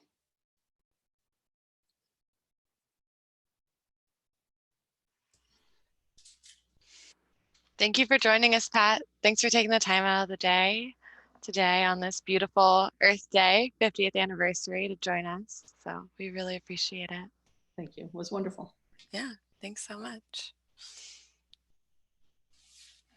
All right. And Aspar, do you want to come back in? Yeah, sure. I was Awesome. wondering if maybe we want to take a short break before hearing Brenda's awesome presentation and all of the knowledge and wisdom that Brenda brings to this event, just since we didn't get our earlier break because of some music and schedule shifting. But I know that Andy, you had some thank yous to say, and I want to also give you the opportunity to introduce yourself if that feels right now. Yeah, that's fine. I'll do that. It's pretty quick. I'm with the CVR committee with Aspar, and I'm actually the only other person who was at last year's Earth Day celebration in Mechanicsburg with Aspar at the CVR table that didn't exist. And I wanted to shout out to Aspar. I probably at least a half a dozen occasions I tried to say, oh, no, we can't do this. This is too much. And she persevered, and I had to admit that it was a good idea, and I'm glad we did it. But you were really the driving force behind this. I also wanted to give a shout out to Michael. I know Pat did also. Michael Marazar from, and I can never pronounce his last name quite right, but from Penn Future. But he's been really helpful. He's come into our meetings and he's helped giving me a focus that I wouldn't have had otherwise. And I've kind of seen issues. I know what to focus on now in a way that I didn't before. There are real bills before the state that make a huge difference in the future of Pennsylvania. And they're really complex. For example, Michael talked about House Bill 1100, which to me is a no-brainer. Why are we subsidizing the fossil fuel industry, promoting fracking in Pennsylvania? Shouldn't they be making the money on their own? But it's a complex issue because, we've got people like Lieutenant Governor Fetterman and Senator Casey, who are basically also supporting that bill and who are saying that you can't win Pennsylvania unless you support fracking, and Pennsylvania could be key to the entire presidential election. So these are tough issues, but Michael's given me, at least I know kind of what the issues are, and in my own head, I'm clear. I also wanted to say, I'm sure he's not listening, but I wanted to say thank you to Ian Thomas from the Harrisburg Climate Change Group. He at a sort of crucial time when we were starting to have our rallies at the square, he came and really was a big support to us, and didn't need to do that because he had his own group in Harrisburg. And in Harrisburg, he's been the main guy, and he's just, he's got a tremendous amount of enthusiasm. He's got a great presence, but he shows up. And I think that's one of the other things I wanted to sort of thank people who do show up. Even if you're not front stage, when, you see the other people there, this is like a long journey. This climate change, for example, is not going to end anytime soon. It's a tough journey. There's a lot of opposition. But every time someone shows up, it encourages the other people who are there. So I guess I'd also like to say thank you to my Quaker meeting. So it's kind of like my one place I can go to and know that I'm always going to feel supported. And there were a lot of heroes. There are people who were involved in different issues there who I just have tremendous respect for. And of course, coming up next is Brenda Landis, who is another one of my heroes. She also has the same kind of perseverance that Espoir does. I mean, she stuck with, those West Side neighbors and Heber Lake Palmer tot lot for a long time. Did things that I don't think anyone thought was really possible, or is like, you're kidding me, you're going to do what? You're going to get money from whom? And she stuck with it. And she also has that same kind of, like, she's always upbeat and smiling. And it's not one of my gifts. So I admire people who can do that. And as someone who lives in Carlisle, where the borough is disproportionately represented by this sort of wealthy enclave on the south side of Carlisle, it's really nice to have somebody from our end of Carlisle, somebody you can go to when you want, someone who represents the little guy, who's going to care about the people, the have-nots. And Brenda's the one person on the borough council, and hopefully Joe will be that way too, that we can go to and find some support for issues that maybe aren't, to the benefit of the people who are well off in Carlisle. But she's been a great leader and such a huge benefit to this town.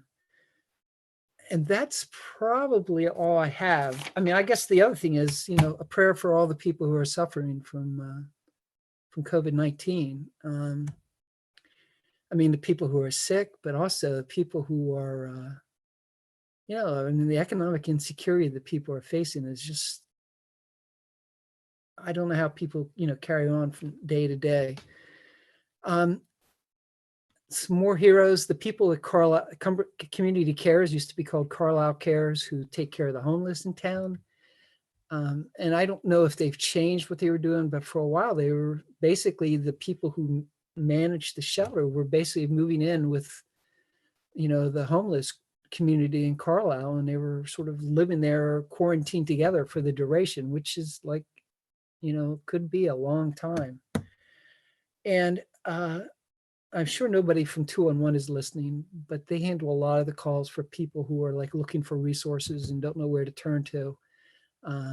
And it's a tough job. And I want to sort of say thank you to those people. And thank, all the other people on the committee too, because, it's just, it's been interesting, it's been, we all sort of cut in and out, and sometimes we're there and sometimes we're not, but we made progress. We got here. And I think the rallies we had on the square were great. We've done good stuff this year. It's just too bad we can't meet face to face anymore. Oh, and I wanted to say one last thing. A special thank you to Bob Dillon, MD. He knows who he is. And, when I asked him, he was willing to come forward, and I really appreciate that. Okay, so I'm done. So I just mute myself at this point? Yeah, we'll take a 3-ish, 4-minute break, and then super exciting to hear what Brenda Landis has to say at 3:30. For sure. All right. I'll go ahead and just share my screen for the break. Awesome, thank you. Of course.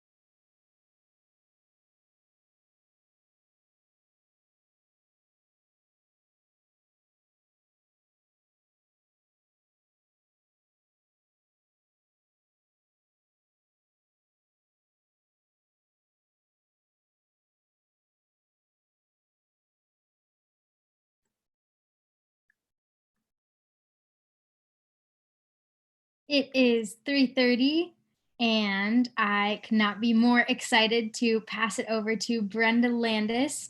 That Andy spoke a little bit about the work she's done, but honestly, for me coming to Carlisle, Brenda has been a huge role model, and I'm just so grateful to have gotten to learn so much from her and work with her in different capacities. Today, she's going to tell us a little bit about living locally and sustainably in Carlisle in the many ways that she does that. Thank you again, Brenda, for sharing your time and your knowledge and all that you do. Great. Thank you so much for having me. So just a little, first of all, thank you, Andy, for all those kind words. Those were so very generous. I just like doing my stuff. I like flying under the radar, but it doesn't always happen. I kind of forget that people sometimes know what I do. But anyway, I don't like to, I appreciate the moment here to chat for a little bit. But hopefully more than anything, I can just like inspire people and make them realize that that everyone has the ability of doing a whole lot of great work in this world. And it can be little bits and pieces, and it doesn't have to be gigantic. So I'm hanging out in my garden today, so I gave you a picture of it. I do have a slideshow, and the beginning part is just going to be a little bit about I don't know, where I live and how I live, and maybe sort of give some perspective. Also, I'm at my window, so if you hear cars or there's an occasional motorcycle, sorry, I'll try to pause for a second if you can't hear me. And then I'm actually, I thought I have a presentation that I've done for some of the students at Dickinson about the Haberle Palmer Park, and really like how it started from an idea and all the way to reality. And although it's a big thing, it sort of shows how little it was, really just little bites and pieces along the way. And so I thought, you know, when people see something miraculous happen, like a renovation, they don't really understand exactly how that happened. So I thought, you know, this is something that literally everyone can go visit, and it's in our neighborhood, it's in our whole community. And maybe if they could understand how it actually happened, maybe they could see something that they want to, that they see could be improved, and inspired to see what they could do. So I'm going to share my presentation here. Let's see here. Let's see if everyone can see it. That show? Yeah, okay. So I thought I'd show you my yard first. This is tends to be what my yard is.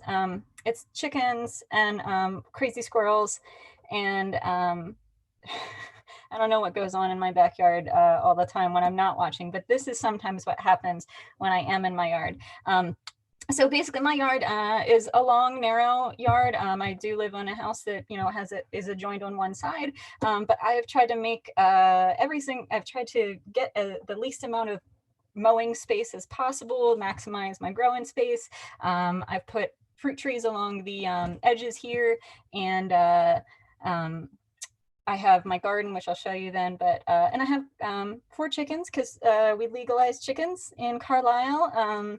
There are some requirements for it, but I think it's really important to understand that sustainable living does not mean that you have to necessarily live in a suburban or a rural area. Like, there's lots of ways that we can live in a sustainable way and have lots of food in our backyard. So I actually went into my chicken coop. So here are my chickens. So you're really in there with us. In my sustainable living, I'm also very scrappy. So I'm a first generation college grad. I've grown up, you know, just always like thrifting and looking at how we can repurpose things. From my grandparents were farmers, and I really got up close there. And I think that the key is looking at what you already have. So my chicken coop is built out of an old swing set that I got on Free Cycle years ago. So I basically just kept on adding to it, and I found things on Facebook Marketplace for free, and I built it all last summer. And so even though it's pretty structurally sound, pretty heavy, I spent maybe $35 on it, and that was mostly going to Lowe's and getting some hardware and everything. So go back here. So this is my garden. I'm already in it. I'm in the growing version. This is actually today's version. So the version that is, it looks dormant. There are a couple things that are growing already, but about 3/4 of it is already seeded. And it's about 1/3 of my yard. So I try to, you know, take, like I said, as much space as I can to grow. And it's scrappy, and it's not the prettiest thing. It's not going to win any awards on gorgeous garden, but it is really functional. So like in the summertime, and when it's, you know, blooming, this is what it looks like. I try to give myself little pathways, but beautifully the garden just grows over top of it. And I, you know, kind of do a little dance all around, trying to jump from one place to the other and not try to step on any of my delicious food. This is my chicken coop that I built. You can see it from above, making use of things that people were getting rid of, old records. I picked up that door for free a couple of years ago. I stick all sorts of things in my car and truck when I find things along the side of the road that's going to be put in the garbage. I got some bamboo from someone. I know a woman, I found a woman on Nextdoor who just always has, you know, bamboo if I go chop it down. So this is where the chickens live, yeah. So, and I also added extra bird houses, so it's a multi bird community. And anyway, so since it's hard to figure out like what exactly you're looking at, this is like my Google Earth view of my house. So my house is up at the top, and then sort of the middle of the yard is like orchards on both sides, but also like some hangout space. And then the backyard and then the bottom of it has a garden, and it does have a garage, but there's no car in it. It's all like bikes and things. That's where I store all my stuff. But you know, you can see my garden down there, but that other picture on the bottom is sort of somehow some squash self-seeded, and it took over, you know, another, I don't know how much of my yard, but I got a lot. I think I got like 30 butternut squash from that last year. I had no idea it was going to happen. Anyway, so I have a plan, but I also just embrace the randomness of just growing your own stuff. I think the key that I want to say to everyone when they're thinking of, you know, like, oh, I've never gardened before, I don't know what I'm doing, is just start, like get a little tiny patch of ground, or you know, just a couple planters, throw some seeds in it. I mean, it really takes water, sun, and soil, and you know, kind of the right ratio of it. But a couple of years ago, when we first started the Heberlig Palmer Park garden, it was the perfect summer that almost no one ever had to water or anything, and it just made these beautiful gardens. And so there's like something really reassuring when you see the benefit and the outcome of a little bit of work. And I also like to point out that although this looks, I don't know what it looks like to people, but you know, it's a mature garden. It's been around for a while, but it's okay to go to the dollar store and buy dollar store seeds. I think that there's like, you know, a lot of times what happens in my mind is that people get this notion that everything has to be really perfect, or, you know, what if I don't have the perfect organic garden? Or, you know what, you just start somewhere and you work within your financial means. And, you know, I also just ask, I'm like, does anyone have any, I don't know, raspberry starts? Because raspberries just self-seed, they just keep growing. So a lot of times I ask for things because someone else is going to get rid of it. So I think, you know, if you build the community where everyone feels comfortable asking each other for help, then that's how you know, grow this world that we want to have, that we're not afraid to ask. It's not a failure to say that you don't have the resources or you don't want to spend the money or whatever. So anyway, so this is one of my chickens. Think this is cilantro. I have two that look very similar. We kind of mix them up. The names are Cilantro, Feathers McGraw, Mrs. Dabalina, and Pancakes. So those are my chickens. There are 3 of them in their little coop. Actually, here's a funny little note. So you see where it says entry on that. So that's where their little entry is. That is because when Biddle Mission Park built their labyrinth, they used all these flake boards to do the mapping of it. And then there was a post that someone needed to get rid of all of that. So I took it all and a lot of my chicken coop is built out of the flake board that was for the labyrinth of Biddle Mission Park. So this is again like how I scavenge for random things and then I repurpose it, maybe not right away. I might not always have an exact plan of what I'm going to do, but at some point it's used in some bizarre way. So it had the word entry on it because that was the entry of the Biddle Mission labyrinth. So it's also the entry to my chicken coop now. All right. So I thought that I would just transition over here to Heberlig Palmer Park. And the one other thing that I did say that I would talk about was a little bit about the strong towns that the strongest town in America. We did this in 2016, and I'm not going to go into it a lot right now, but the whole notion of the strong towns movement is it's not that we're the best town, and we should never have to say like, oh, we're better than everyone. It's like, no, we're pretty good though, and we're scrappy and we're resourceful and we're connected and we take care of each other. And I think that that's the notion of like looking at something and not saying, hey, I always say this, for a number of years, I would see on Facebook on my, with people that I know that I'm friends with, and someone would post some link to an article. It's like, hey, Rochester is doing this great thing. We should, Carlisle should do that. And I was always like, well, who is Carlisle? Like, why don't you start that, and get some people together? And that's how great things happen. I wanted a tool library for a while, but I didn't have the means to start it. And I just had too many other things, and great people like, Jeff and Nate come around and they build this thing. So then when something happens in your town that you really wanted to see happen, that's when you need to go and support that group or those people or that business or whatever, to make sure that it keeps going. And so when someone asks for help, or even they don't have to ask for help, it's just like maybe reach out and be like, hey, how can I help you? Can you take this? Or, donation, whatever.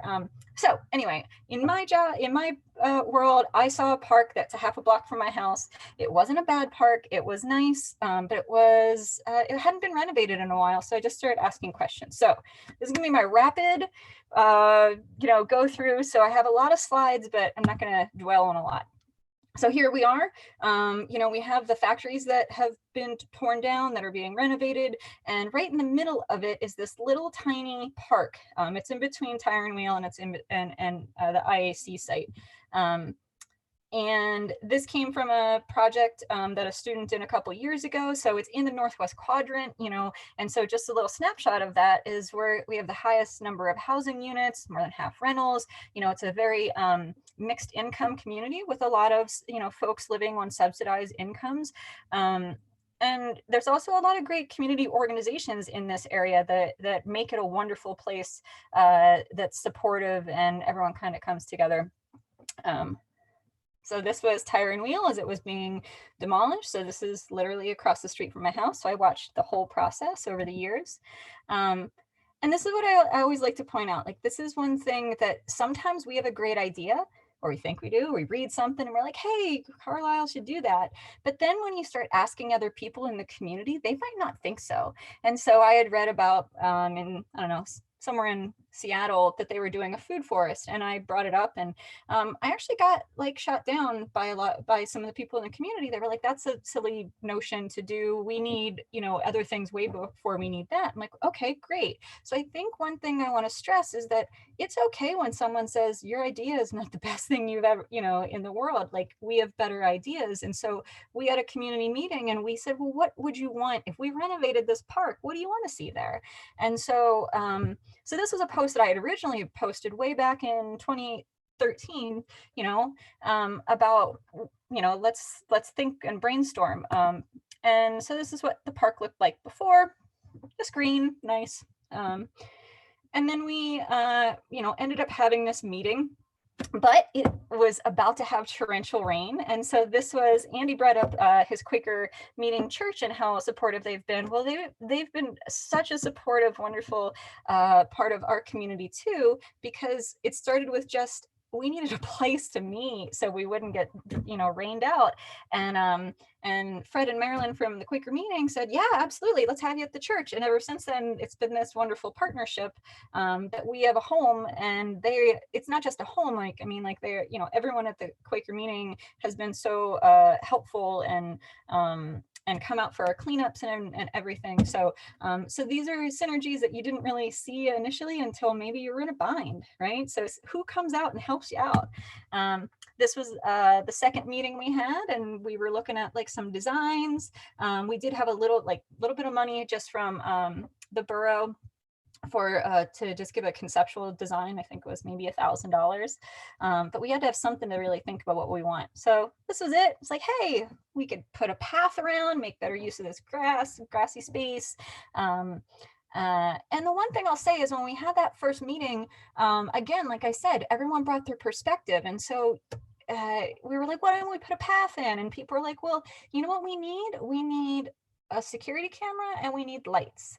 And those are people that lived in the community. And it was a cross section of folks. So it's not just one voice that was coming out. These were people that lived there and seen them for years. And so so what we did, we prioritized you know, something to make sure that it was safe and secure. But we also made sure that there were lots of amenities that encouraged people of all ages to come.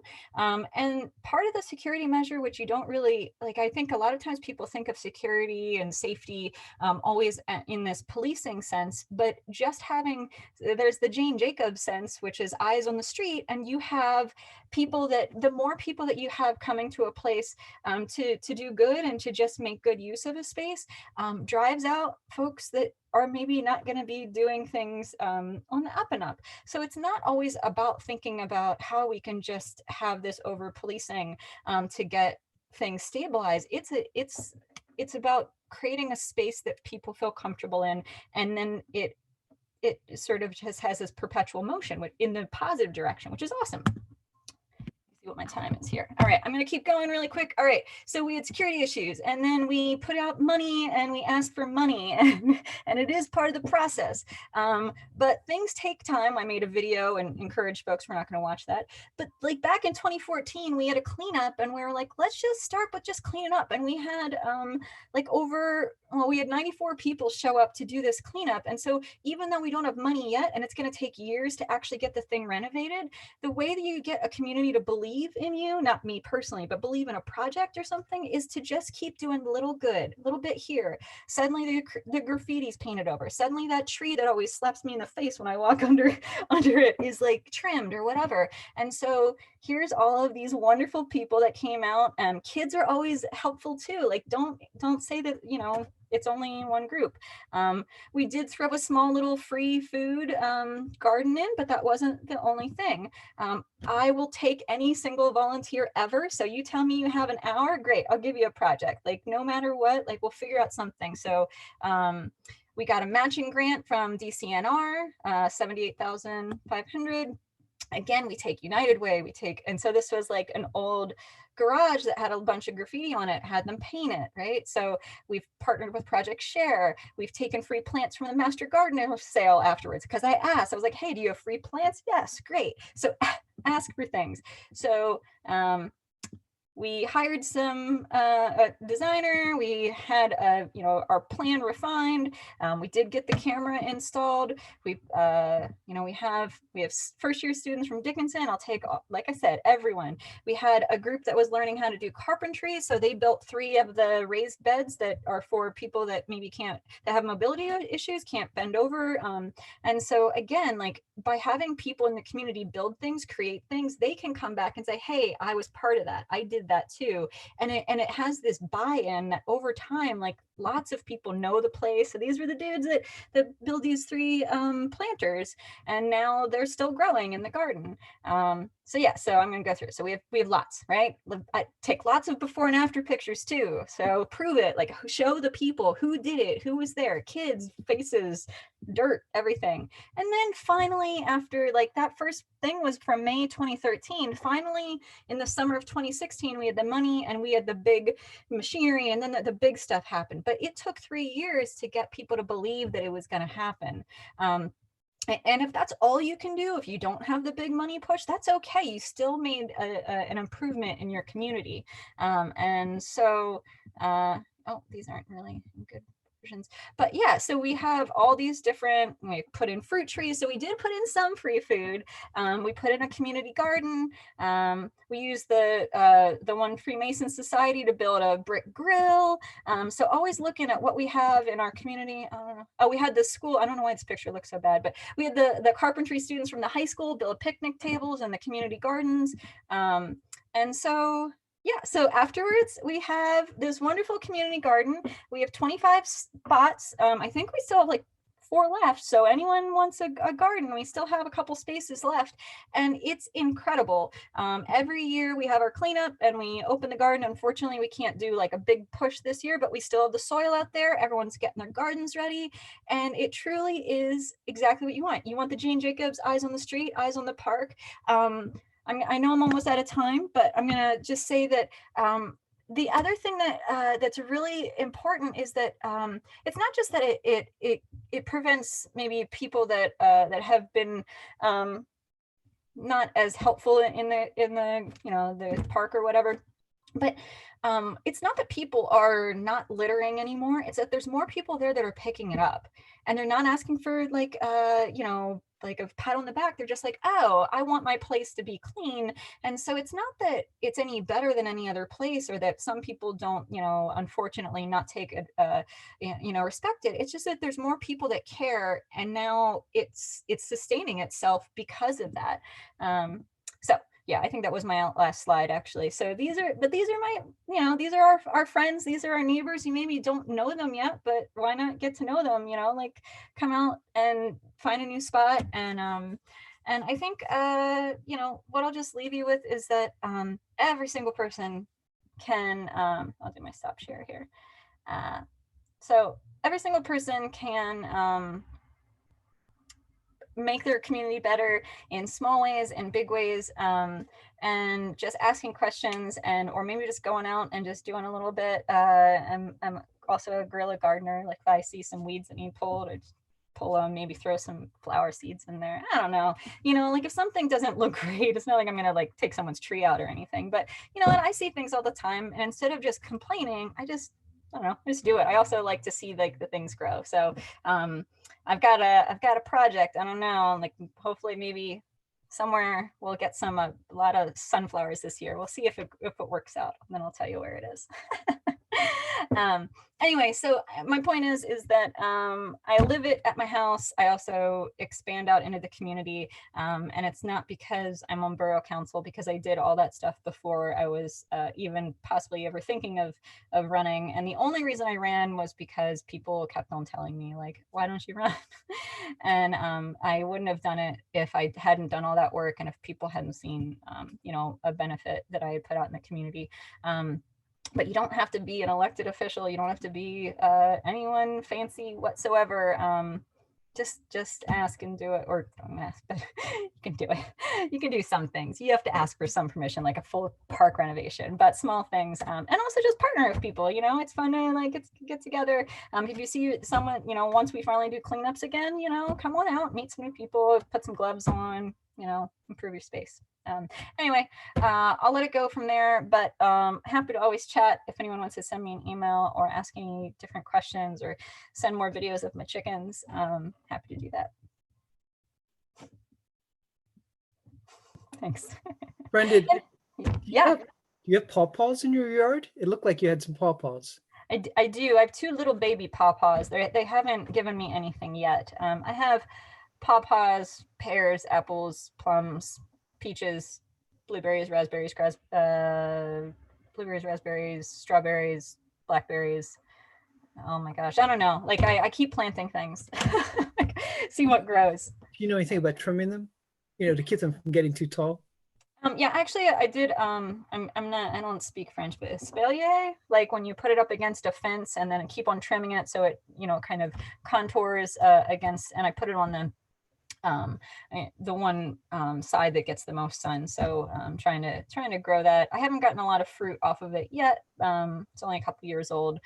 So that's why, you know, I have hops, you know, like I have hops that take over our balcony. I don't brew anything, so I give people hops and then they give me beer. And you know, like I give my neighbors chickens, not chickens, eggs, you know, like you know, just you trade up things, fun stuff. Right. Yeah. And thank you all for this wonderful whole day of and coordinating it. So it sounds like it was you know, very successful all around. I didn't get to see all the sessions, saw some, but yeah, that's awesome. So thank you so much for putting so much effort and work into it. Thank you so much, Brenda, and to all of the wonderful presenters we had today, as well as the planning team, Andy, Ken, Tanis, Sarah, Jeff, and Paul Grothy and Michael Maharazar. We've had some really awesome engagement on the YouTube live stream, so special shout out to Scott Butcher. I don't know how you say it, but thank you so much for watching almost all day and commenting and supporting so many of our presenters, as well as, excuse me, David Luo and Christy Hoover has an ever-bearing red raspberry that she'd be happy to share. So Brenda, maybe that's for you, and maybe anyone else. I don't know how many raspberries you have, someone else Christy, take the but I red love. raspberry, stir it up. Yes, exactly. Thank you so much for all of the folks who have watched all day, and Brenda again for presenting, all the other folks for presenting earlier in the day, Flora Cardoni, the Carwood Farm family, Thomas Au with the Clean Air Board, Joel Hicks, folks from the Carlisle Tool Library, Jeff and Sarah, Don Kovacs with some awesome songs, Michael Maharazar from Penn Future, Caleb Nauman from Sunrise, Pat LaMarche, and you again, Brenda. It was really, really awesome. And I feel like this is just the fruition of all of our hard work since a long time ago, and definitely way different than any of us could have imagined it when we started it all. But I'm really, really grateful to everyone for sharing time and knowledge and just coming together amidst the circumstances and reclaiming the power that we do have to work together and make small and big changes, like you'd said, Brenda. I want to open the floor for any other thank yous before we close up, but that's, yeah, just a big thank you from me to everyone.